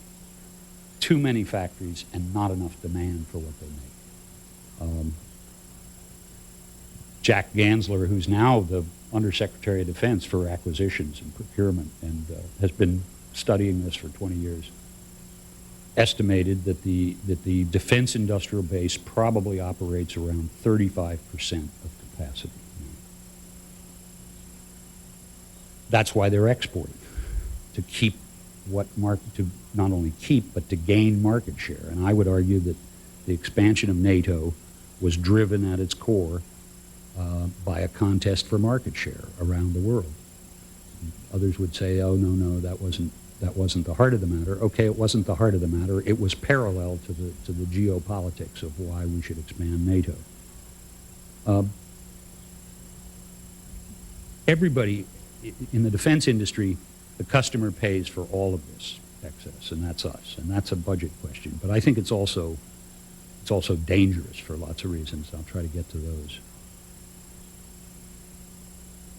People have talked about different weapon systems. I'll just give you, and some of this you've heard perhaps. The F-22 costs $180 million a piece now. Price is rising for these reasons I've described. They're building they want to build new Navy attack submarines, a whole new class of subs for $2 billion each. The Army has the Comanche helicopter. They want to buy 1,300 of them at $80 million apiece. The old Black Hawk helicopter, which had fewer capabilities, but it was a perfectly good helicopter and still is in use, cost $7 million. So what you're seeing, partly because of the overcapacity, and that's another way of saying the lack of a more robust market demand for these weapons, the price creeps up. That's a natural economic function of trying to produce something for which there's not enough buyers. This would be the old Cold War argument all over again. We've argued over a lot of similar questions for 30 years. With this difference, I think, there are smart, interesting people in and out of the military who have been saying for the last 5 or 6 years, here's what you ought to do. Here are the reform ideas that would make some sense, that would rationalize our defense structure, and also reduce the cost for the taxpayers. Brookings is one of those. I talk to defense intellectuals in uniform and out. I think one of the important voices on this is Senator John McCain of Arizona, who has credentials that cannot be questioned, and he has a lot of ideas, including whacking some of these weapon systems. Another idea which he promotes is called tiered readiness. If you're not going to change the force structure in any serious way, then go to a system where maybe a third or half or some number is held at that readiness, ready to go, as Mr. Hanlon described it, ready to fight tomorrow, in effect. And the rest would be on a less prepared level. That makes a lot of sense. It would save a lot of money. You could also reduce the force structure. That's manpower and weapons and weapon systems ready to go. Gary Hart proposed a more dramatic version of that kind of change where he said, let's go back to a reserve force, and we'll keep a third, some portion of the existing force, a quarter, a third maybe, and they will be the trainers and the readiness forces for whatever we see on the horizon. That would save even more money, and in some ways it makes more sense. The budget outlines I have seen, and this is not an argument between hawks and doves, it's mostly about military people trying to think ahead as to not the last war, but what's the next war look like, and how do we prepare for that? And that gets into information warfare and lots of other stuff. Those budgets they put together typically have run 200 to 220, 25 billion a year. Now that's a saving off the top of $40 billion of what we're spending now, before we get on this escalator to go up still further. Let me just talk a minute about political strategy. And I wish I had answers to John Conyers' questions, but this issue is, the paradox is this issue is deeply embedded in American consciousness and also repressed in a sense, because people really don't want to hear about this. They know it's there perhaps, but it's very hard to get people outside the military to engage serious questions about it.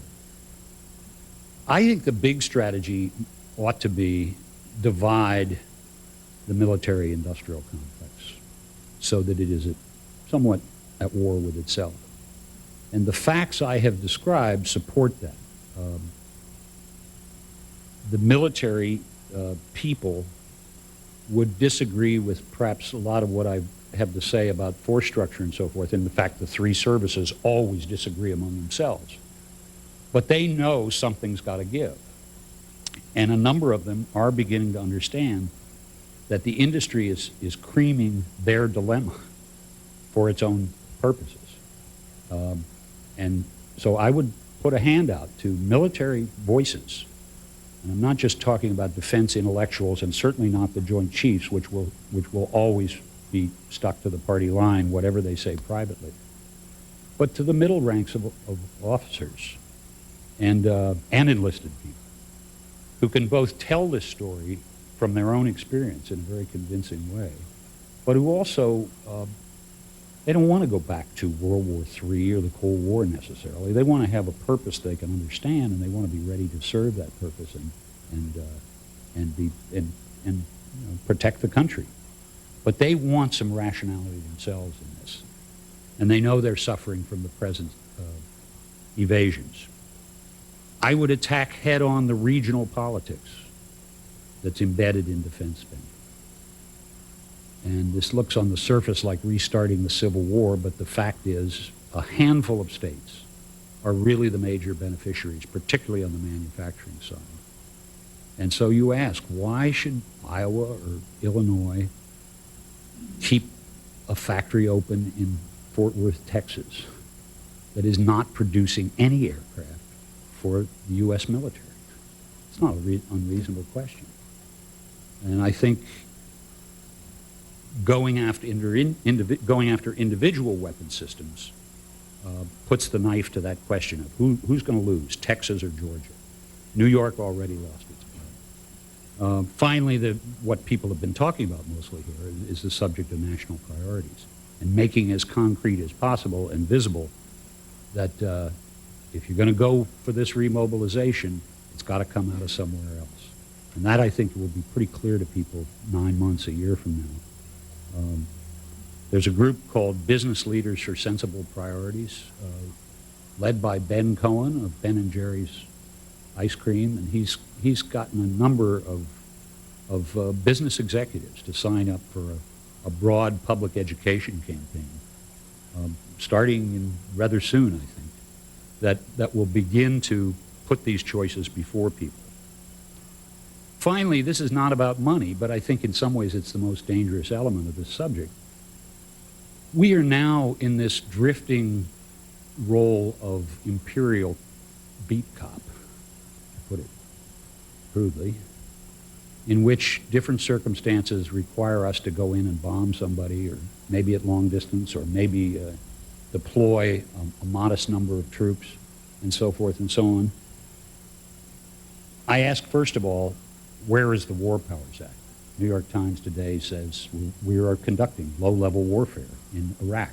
Was there a resolution from the Congress authorizing this? I think it's time now to bring that question back and try to make it visible to people. Partly because sooner or later, as we know from history, this blows up in your face. You get a sudden surprise or a bunch of people killed in what looked like a relatively safe situation. And then the politics of defense changes big time. American blood has been spilled. On the other hand, how did we get into this in the first place?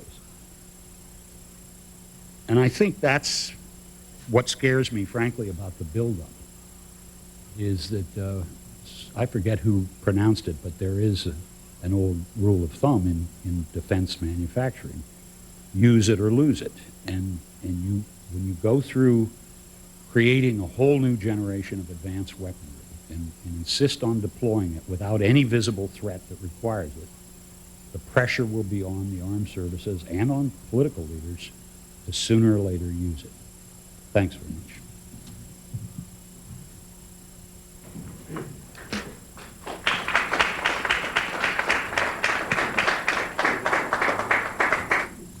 Thank you, Bill. Our next speaker is Bob Borsaj with the Campaign for America's Future and a longtime practitioner and expert on the question of budget priorities and the kind of budget choices that this country faces. Bob.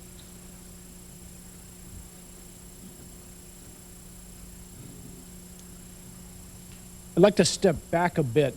Bill took you down into the bowels of the military-industrial complex. I'd like to step back a bit and look at this question of the budget choices from a broader perspective.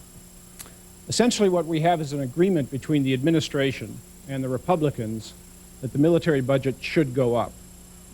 And what this represents is, frankly, a statement that the Pentagon has survived the threat posed by peace.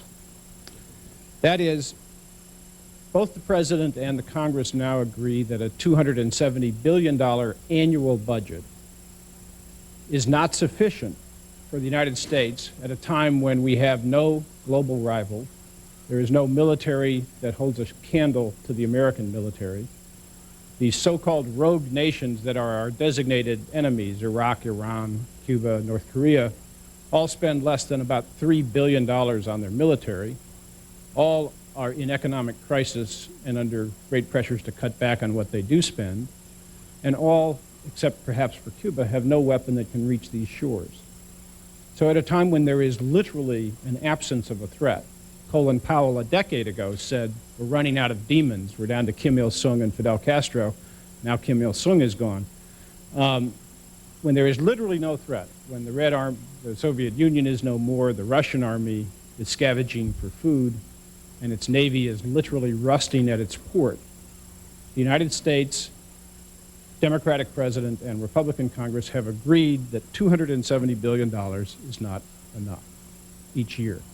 Now, this is an extraordinary statement, and what's remarkable about it is the Pentagon makes a pretty good case, as Mr. Hanlon and Bill suggest, that they need more money. That is, the troops ought to be paid more. We have families that are on food stamps, which no legislator should stand for. It's an outrage. There is a problem of somewhat declining readiness, although greatly over-exaggerated. There are veterans that are particularly skilled pilots, et cetera, that can find better employment elsewhere, and the military is worried about losing people in different places. And, of course, as the GAO and others will agree, if you accept the military plans, it doesn't have nearly enough money to buy the things that it's set out to purchase and that it claims it needs. So how can it be that there is literally no threat and $270 billion a year is not enough? There's something screwy, if you will, and I think the way to think about this is the four failures. There are four fundamental failures that have taken place at the end of the Cold War over the last decade that are now coming home to roost.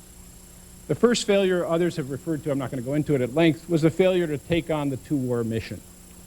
That is the Pentagon's mission that it will be able to fight two major wars at opposite ends of the world at about the same time with no allies.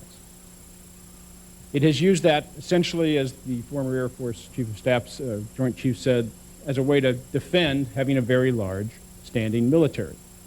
When you have a very large standing military and a set of force structures that allow you to move forces across the world to two different major regional conflicts at the same time, you create a lot of requirements, as the military calls them, for weapons. The administration has had two major reviews, the bottom-up review at the start of the Clinton administration and the quadrennial defense review, neither of which bothered to challenge this mission, even though it is a mission that is utterly implausible against a threat that literally doesn't exist. Secondly, there is the failure, given the mission, to challenge historic entrenched roles and missions of the services. That is, decades ago, the military divided up who would do what. But the result was a series of overlapping roles and missions. A few years ago, when the Clinton administration just started, Robert Reischauer, who was then the head of the Congressional Budget Office, wrote a report on this. And he said you could save up to $30 billion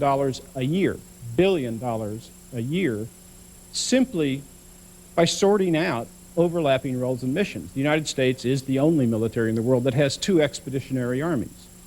We have 3 air forces. We have several different missile defense programs and other intelligence and other services that are remarkably overlapping and redundant.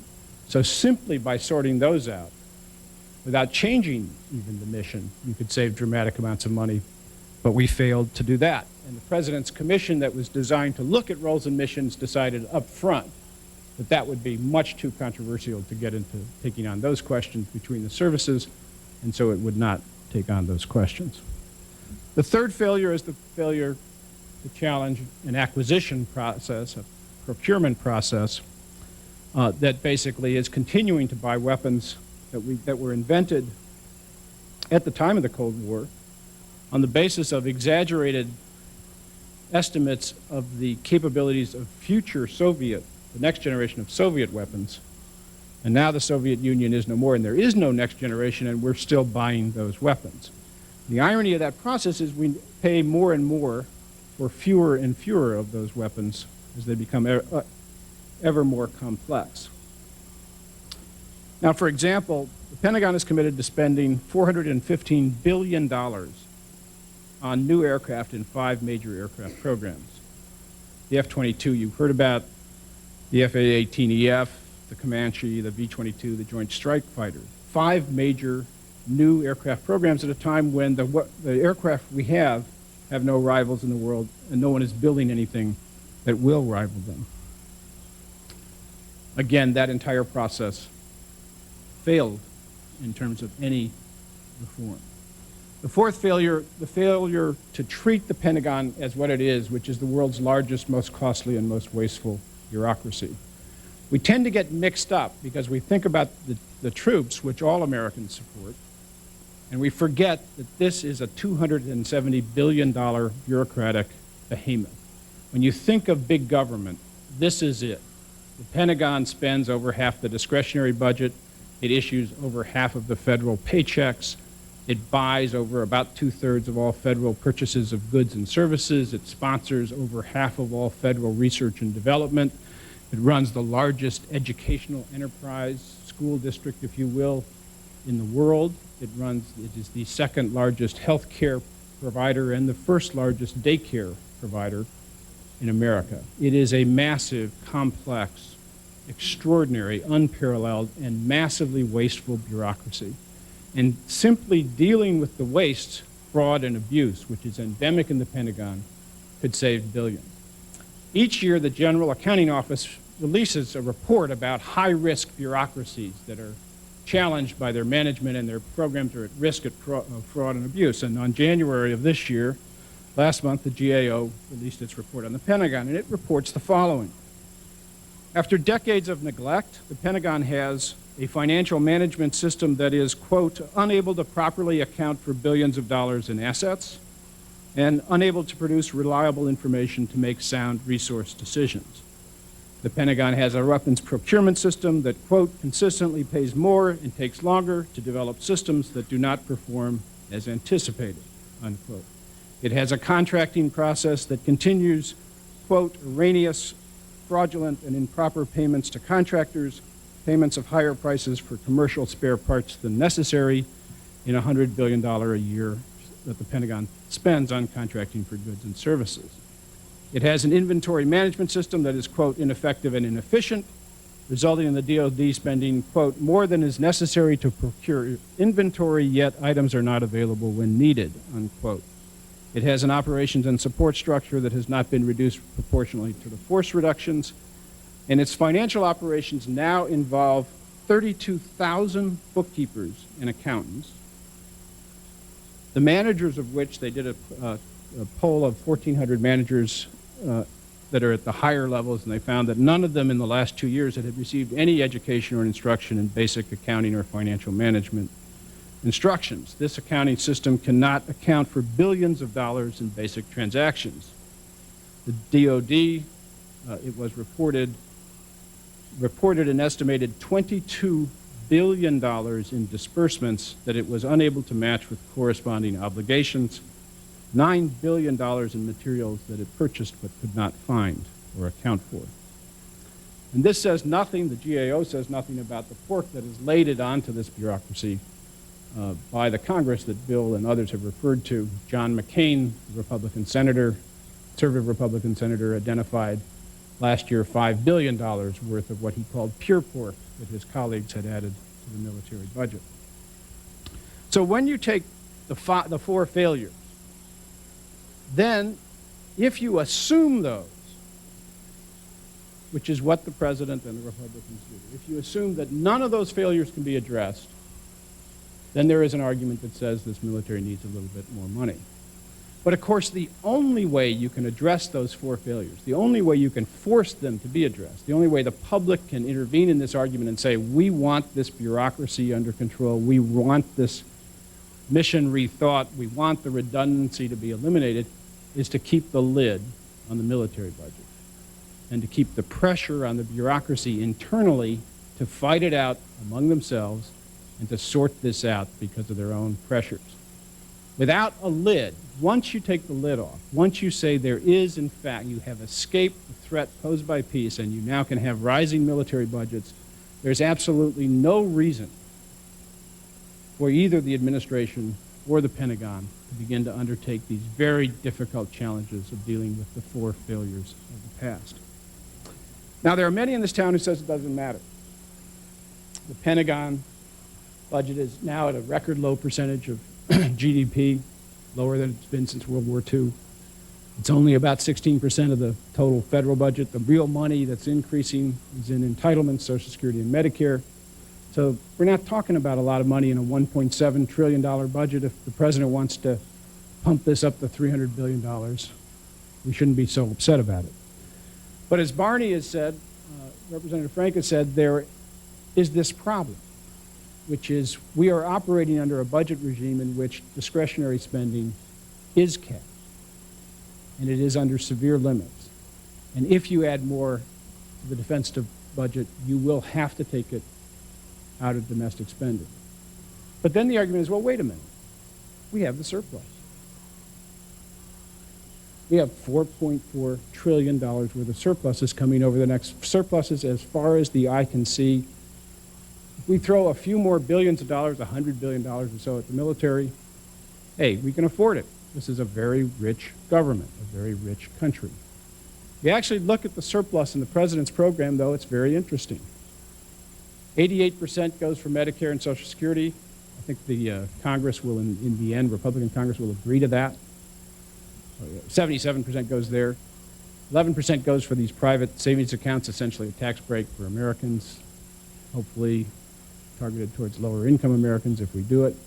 That leaves about 12% of these surpluses, about $480 billion over 15 years in discretionary funds. If you take the Pentagon's desire for $30 billion a year, or which the Republicans hope to get for them, or you take the president's end year of a $20 billion increase on the top line in his 5th year, you are going to consume most of that $484 billion. Most of the riches of the surplus is going to be consumed for a Pentagon in peacetime that faces no threat.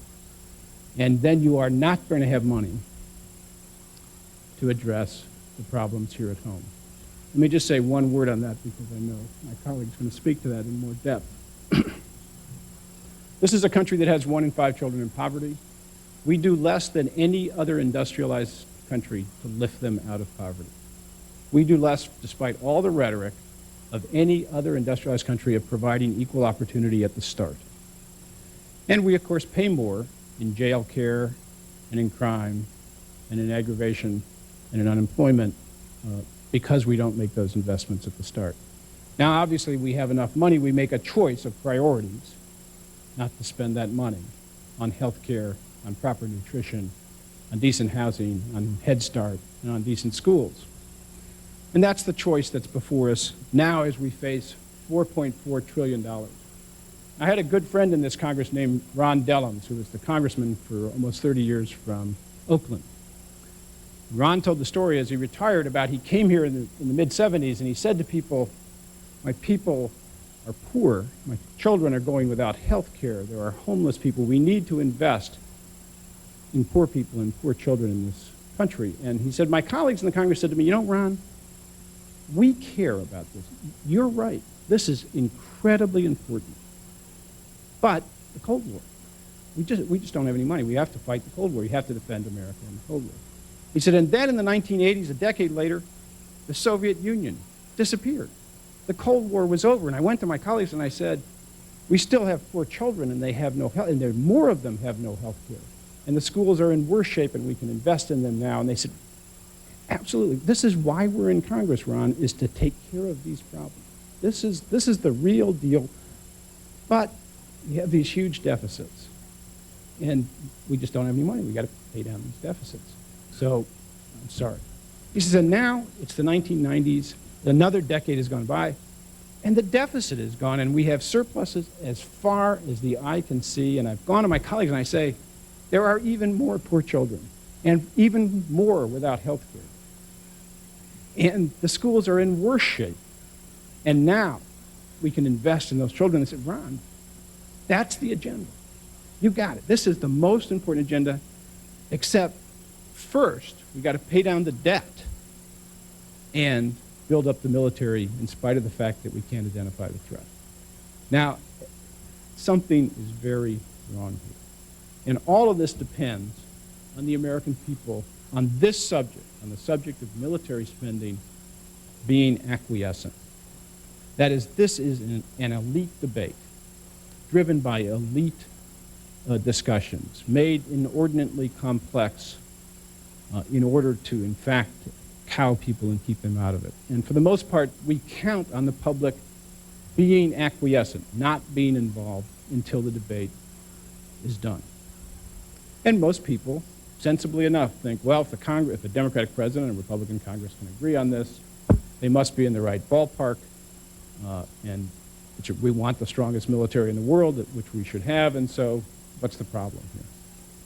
And the problem is that we are headed down a road, as Bill says, that once you open this lid, you're in for $1, you're in for $100 billion, you're in for a lot more than $100 billion. And you are making choices on the other side of things that we can't do or won't do that are very damaging to the society that we live in. Thanks.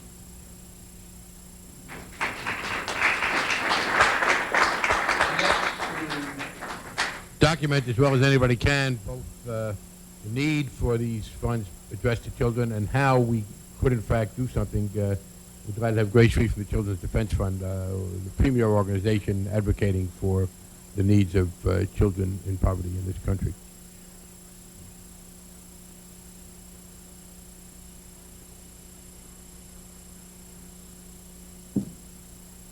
I think, as I've heard here today, what we're really talking about are priorities.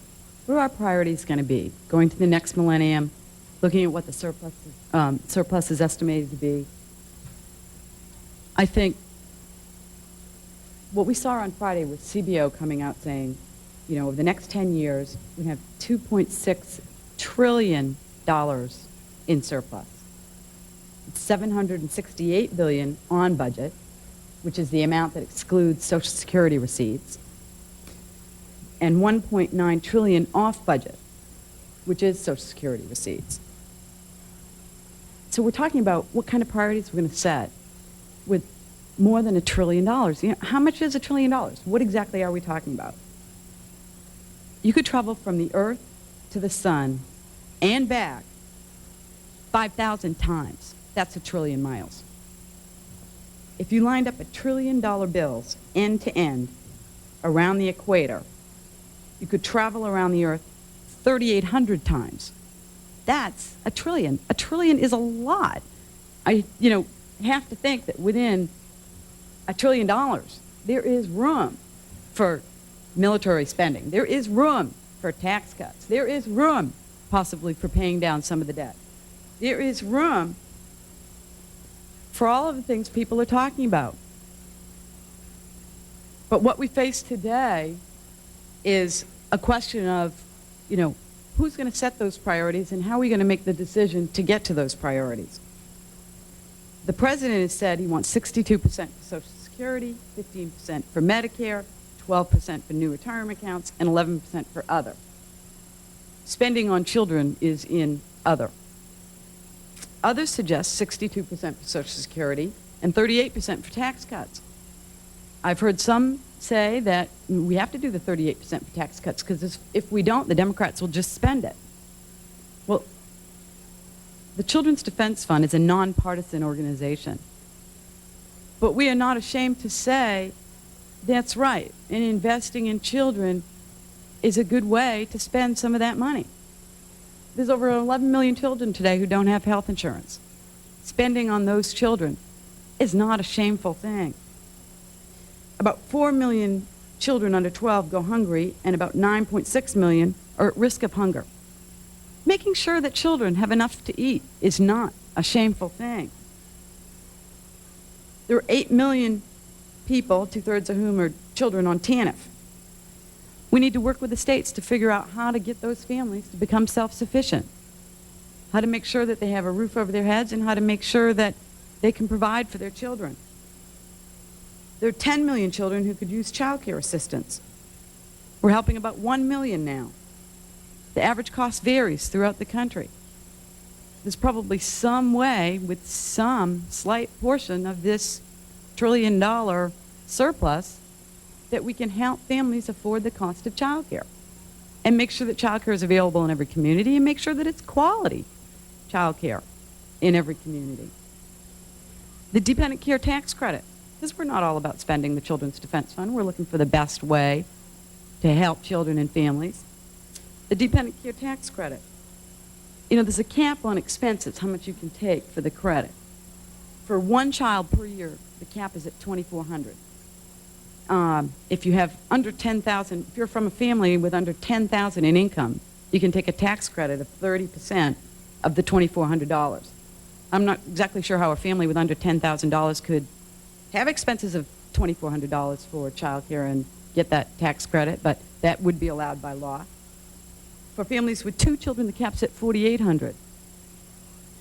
These haven't been adjusted since the early 80s, you know, possibly 1982, something like that. I'm a mom. I have 3 children. My kids are 5, 3, and 7 months old. I spend $2,400 a month, and I don't have Cadillac care.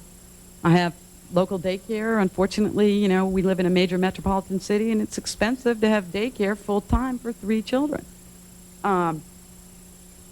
But I spend more in 2 months than I'm allowed for the entire capped expense amount for the year. Just to throw out that it's an area that we ought to consider when we haven't adjusted something in 20 years about whether it is really reality today. So we have a lot of choices.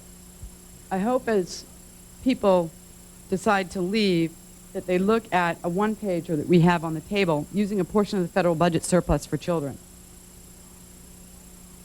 We're not saying use all the surplus, we're just saying use a portion.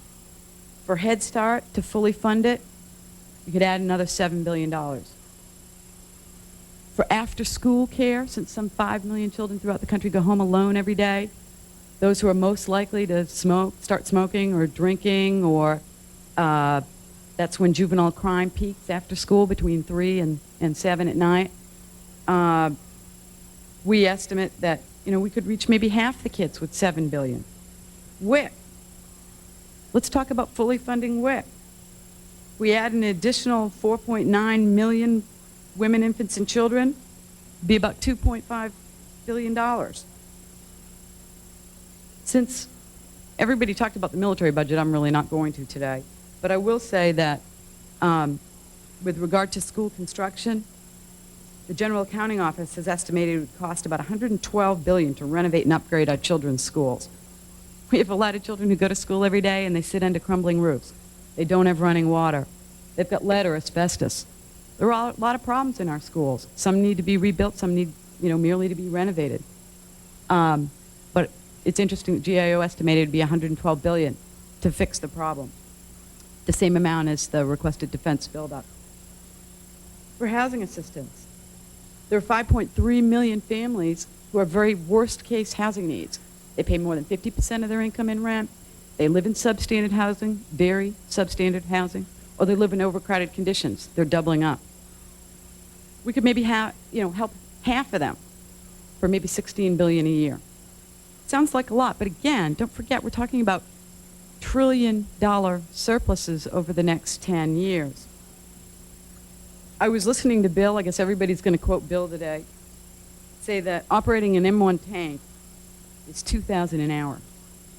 This is back of the envelope, but I quickly jotted down that that's $48,000 a day, $336,000 a week, and $1.45 million a month. For that, we could be helping 5,800 children with after-school activities, or another $2,900 a month with WIC. There is a lot of things that we could be doing if we want to sit down and figure out how we're going to prioritize this surplus. We have a lot of choices, and it's late, so I'm not going to take a lot of time. But what I will say is, given the choices that we have, we're already off and running. Last week, the Senate Armed Services Committee voted 18-0 to one-up the president. I'm not criticizing a raise for the military, not at all. But while the president proposed a, 4.4% raise for the military, the Senate Armed Services gave him a 4.8% raise. Well, the president recommended that they would get raises each year after the year 2000 in line with the private sector. Senate Armed Services says, and we'll one-up you. So they're going to give a raise of 0.5% more than what the private sector gets. I think we ought to think about readiness, and there's a lot of talk today in this panel about readiness and what that means. But maybe once it could be about whether children are ready to enter school, whether they're ready to learn when they're in school, whether they're ready to become productive adults. And we can't get there overnight. We need to start investing. Just once, it would be nice if we had a bidding war on behalf of children.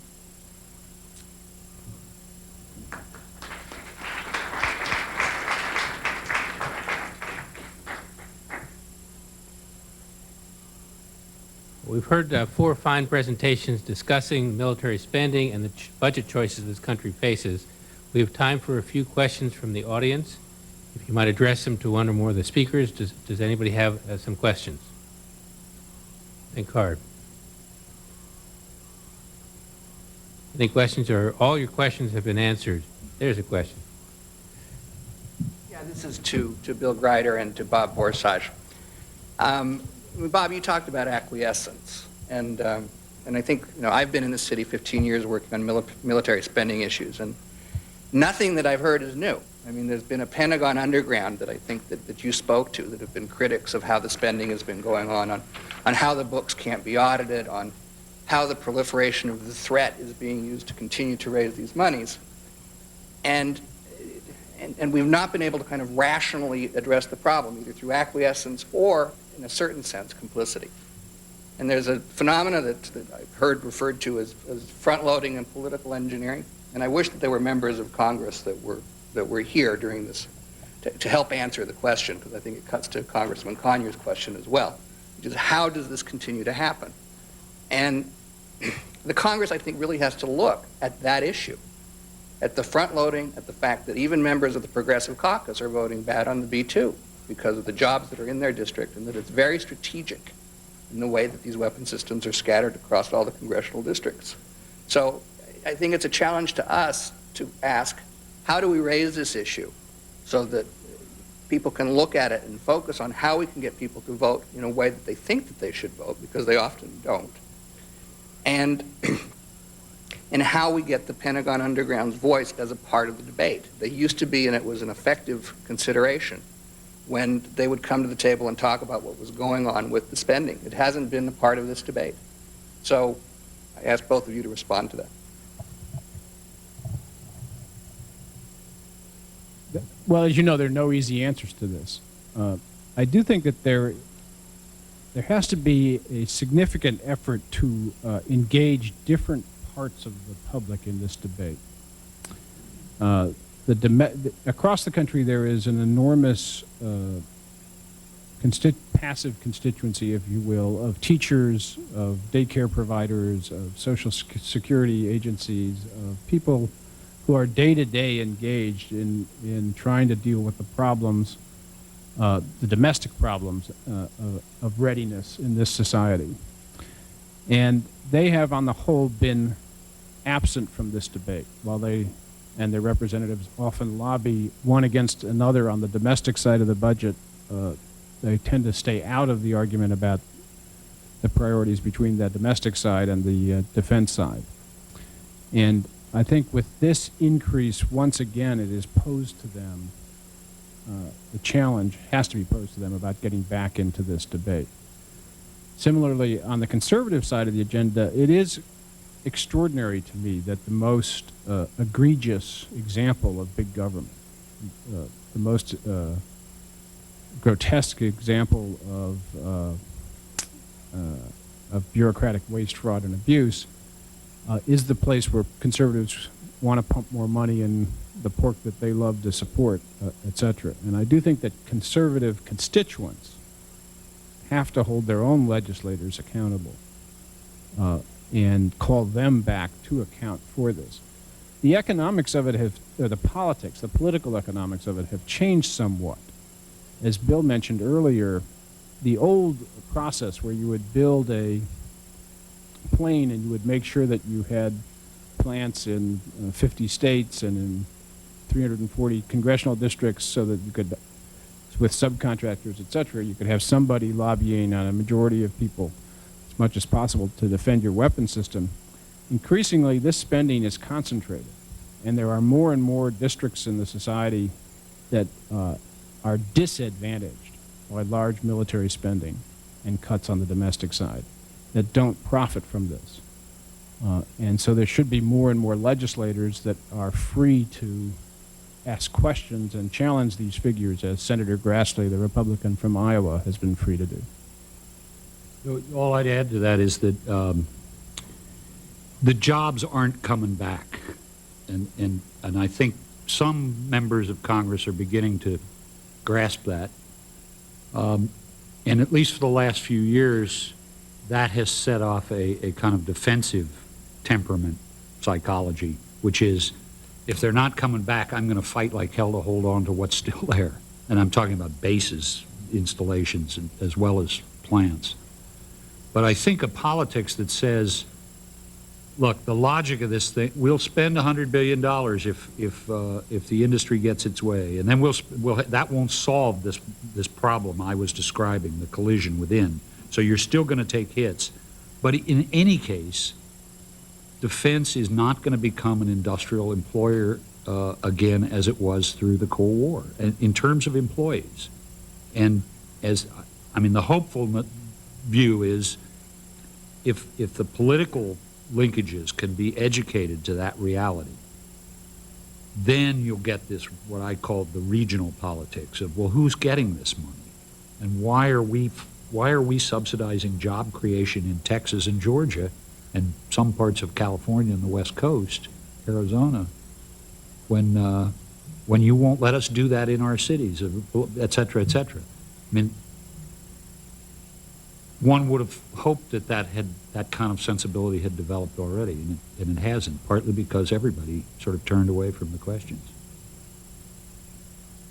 Additional questions? Go ahead. If anybody has numbers on our foreign military bases, how much they've declined over the years, and how much more could be closed down? What's the potential for downsizing in terms of foreign military bases? There's been a greater decline in foreign military bases than in U.S. bases, mostly in Europe, although to some extent in other parts of the world as well. Just to start with numbers of troops, which is a number I recall better than the one you asked for. We typically had more than 500,000 troops either based overseas or deploying overseas during the Cold War. That number is now down by more than half, to about 250,000. In bases, I believe the proportion, the cut may be in the order of 40 to 50% relative to the Cold War, whereas on the domestic side, it's been more like 20%. But you're saying, just to follow that up, we still have about 250,000 U.S. troops stationed permanently overseas? Ballpark figure, it's about 100,000 in Europe, 100,000 in Asia, and 50,000 on deployments, largely in the Persian Gulf and other places where the Navy and the Marine Corps keep people overseas. So it's that rough ballpark now. Any other questions? That does raise this a broader point that's important for people to understand, which is there is sort of this, there's one bipartisan mantra that every politician will repeat that reflects the overwhelming opinion of Americans, which is that America cannot police the world. We will not be the world's policeman. And there's one kind of daily reality of this military, which is we are basically going about the world policing it.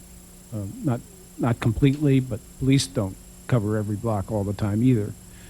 But our Navy is designed to sustain a global patrol in oceans across the world and to challenge the boundaries, the sea boundaries of different countries and the access through different channels, and to patrol them, and does so in literally constantly around the world.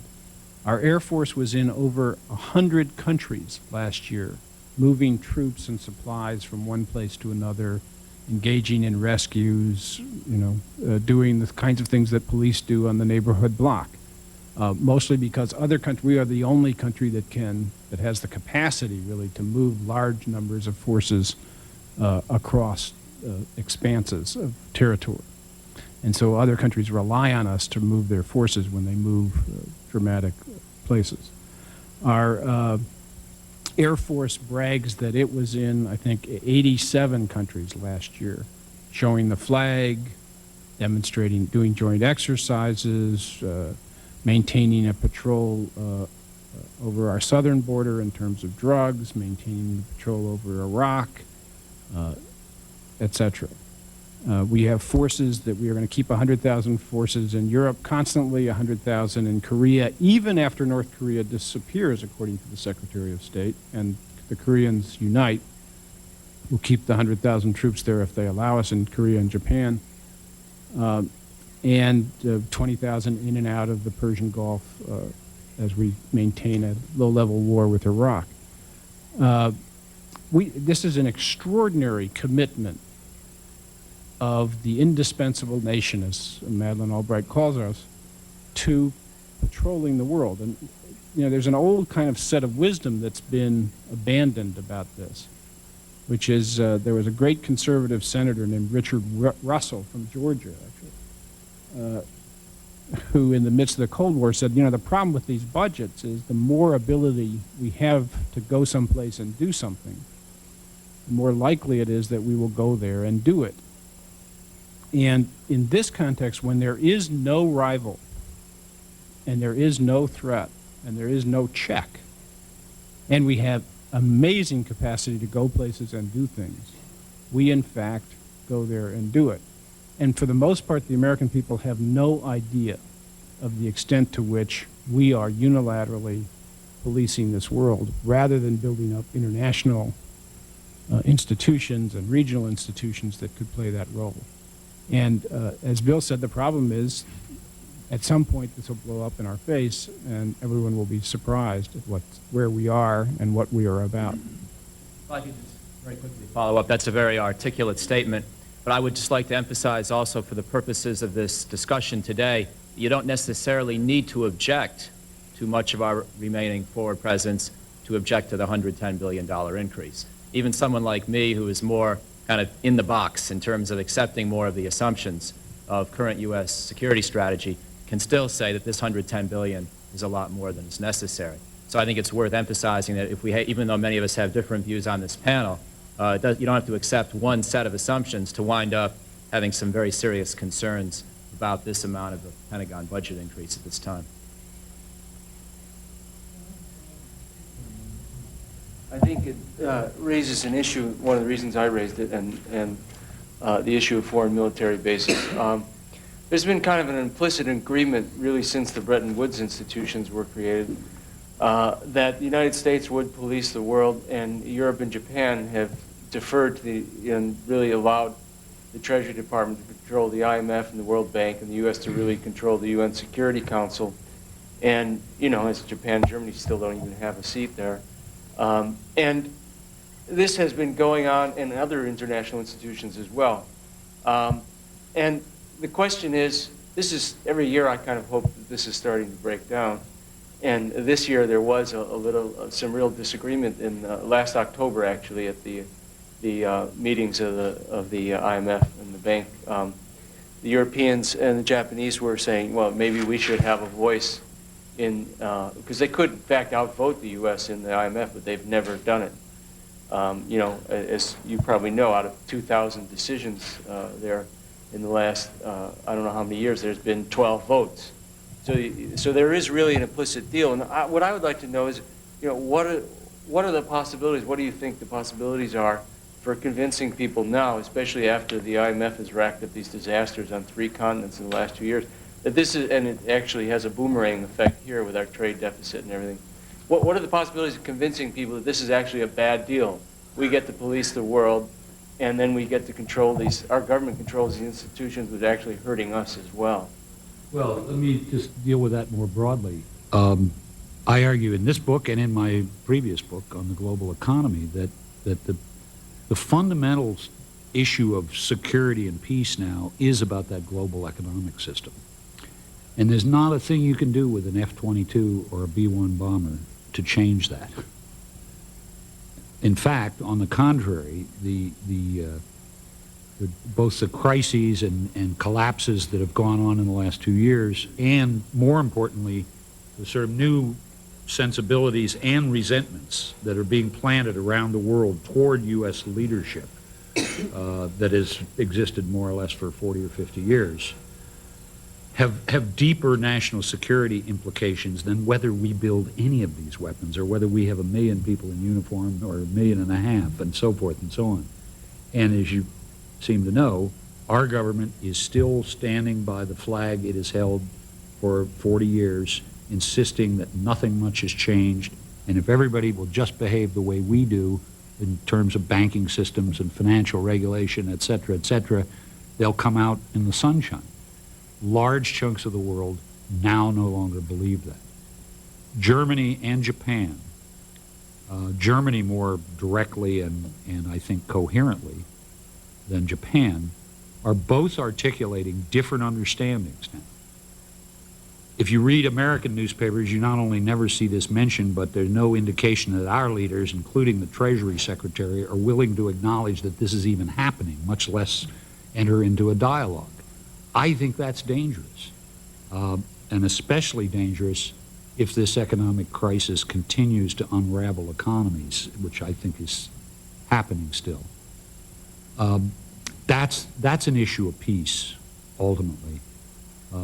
That our leadership, our hegemony over the free world, now encompassing the formerly communist world, is both unprepared to think about seriously and also to even to acknowledge. So we're instead going to spend the next few years arguing over the F-22 and a bunch of weapons questions. Let me finish just by saying, if you compare this period, the last 8-10 years, with the period that followed World War II, the last time there was a great settlement or resolution of conflict, it gives you a sense of how inert we are. After World War II, there was Bretton Woods, there was the Marshall Plan. I'm just using the international. There was the creation of NATO and alliances across a broad front. And there was an understanding that the U.S., because it was the last standing industrial power, had to take the lead, whatever reluctance it may have had. And it did so, mostly successfully for 20, 25 years. I think that's over, and I actually think that's a good thing not only for the world but for us. But it's going to be harder to make that transition to what Bob called a genuinely international politics, which really does take rich and poor and put them at the table and give everybody a voice in these decisions. It's going to be very painful and difficult and fractious if we don't accept that that's the progressive idea now, not clinging to our control of things. Taking the prerogative of the chair, I'll just ask the last question. If people are interested in these issues and they're interested in how much we should be spending on the military or how much we should be spending rebuilding the crumbling schools, how many kids should be covered by Head Start, what's the next step in the process? How will Congress be grappling with these decisions, and how can people talk to the Congress about these issues? John, I think that's a question that you should answer. No, I'm giving it to you. Give everyone your website number. Seriously. Well, no. Our website is childrensdefense.org. No, the question is, how does Congress deal with these choices ahead of how much we should be spending, the $1.7 trillion on the military versus these other questions? Where's the next step in the congressional process? Well, as soon as the impeachment stops, the budget process presumably will start. The Congress will go through a process where it first decides, if all things go well, a unified budget set of ceilings that it assigns out to the appropriations subcommittees and the authorization committees. And then it will argue through a budget which should be passed, if all things go well, by the fall. Now, in the last few years, the way this has worked is that the Republican majority has had a very hard time agreeing among themselves, and much less agreeing with the Democratic minority or the president. And so we have come to the fall without a budget, and in most cases without most of the appropriations bills passed. And there's been what's called a large reconciliation, which is basically a very big negotiation in which almost all the numbers are on the table with the president and the leadership of the Congress, which usually takes place right as the session is ending in October or so, in which they divvy it up and they cut the deal between tax cuts, how much we're going to pay down on the debt, in this case for Social Security and Medicare, how much we're spending on defense and other programs. And the Congress will then pass a series of either continuing resolutions or a series of appropriations off of that reconciliation. So this process goes on in the Congress through this entire year. And the public engagement in it, while there are crisis points that I was serious about John giving his website that the Council for a Livable World and other groups will provide you with information on. The public can get in this debate almost at any time through the end of the year because it won't get wrapped up until October if we're lucky. John tells me this is the end of questions. I had to go and vote, and I did want to get back before it was over, so I will now take this opportunity to explain to the public that I am about to miss a vote on approving yesterday's journal. Since we did not do anything yesterday, approving what we didn't do does not seem to me to require my presence. I want to thank the panelists and my colleagues who had attended, and I want to reiterate to the people who were in the room, who obviously know it, but to those who were watching us, Bob Borsage is right. The elites have decided this. I've been particularly disappointed by the lack of media attention. The president's budget came out, and a number of media outlets noted that there wasn't a lot of opposition to the military spending. It wasn't instantaneous. Some of us just needed some time to organize it. When we began with a dozen members last week to speak out, they tended to ignore it, and this becomes a self-fulfilling prophecy. I do believe that if these choices are presented to the public as to how to spend the money, and by the way, one element I don't know why Bill was talking about today's New York Times, I just noticed because we're told we're in terrible, desperate shape, and we have all these very powerful enemies, and we don't have the ability to deal with them. Whether you're for or against what's going on in Iraq right now, the New York Times noted that just in the past few weeks, with a relatively low level of engagement in terms of the percentage of American forces involved, we have destroyed 20% of Iraq's air defenses. I mean, that just shows what an enormous disproportion, an almost incidental exercise of American power, given the totality of what America has destroyed 20% of Iraq's air defenses, and Iraq has been, after North Korea, the single greatest threat. So the notion that we are somehow in dire peril, and then unless we spend hundreds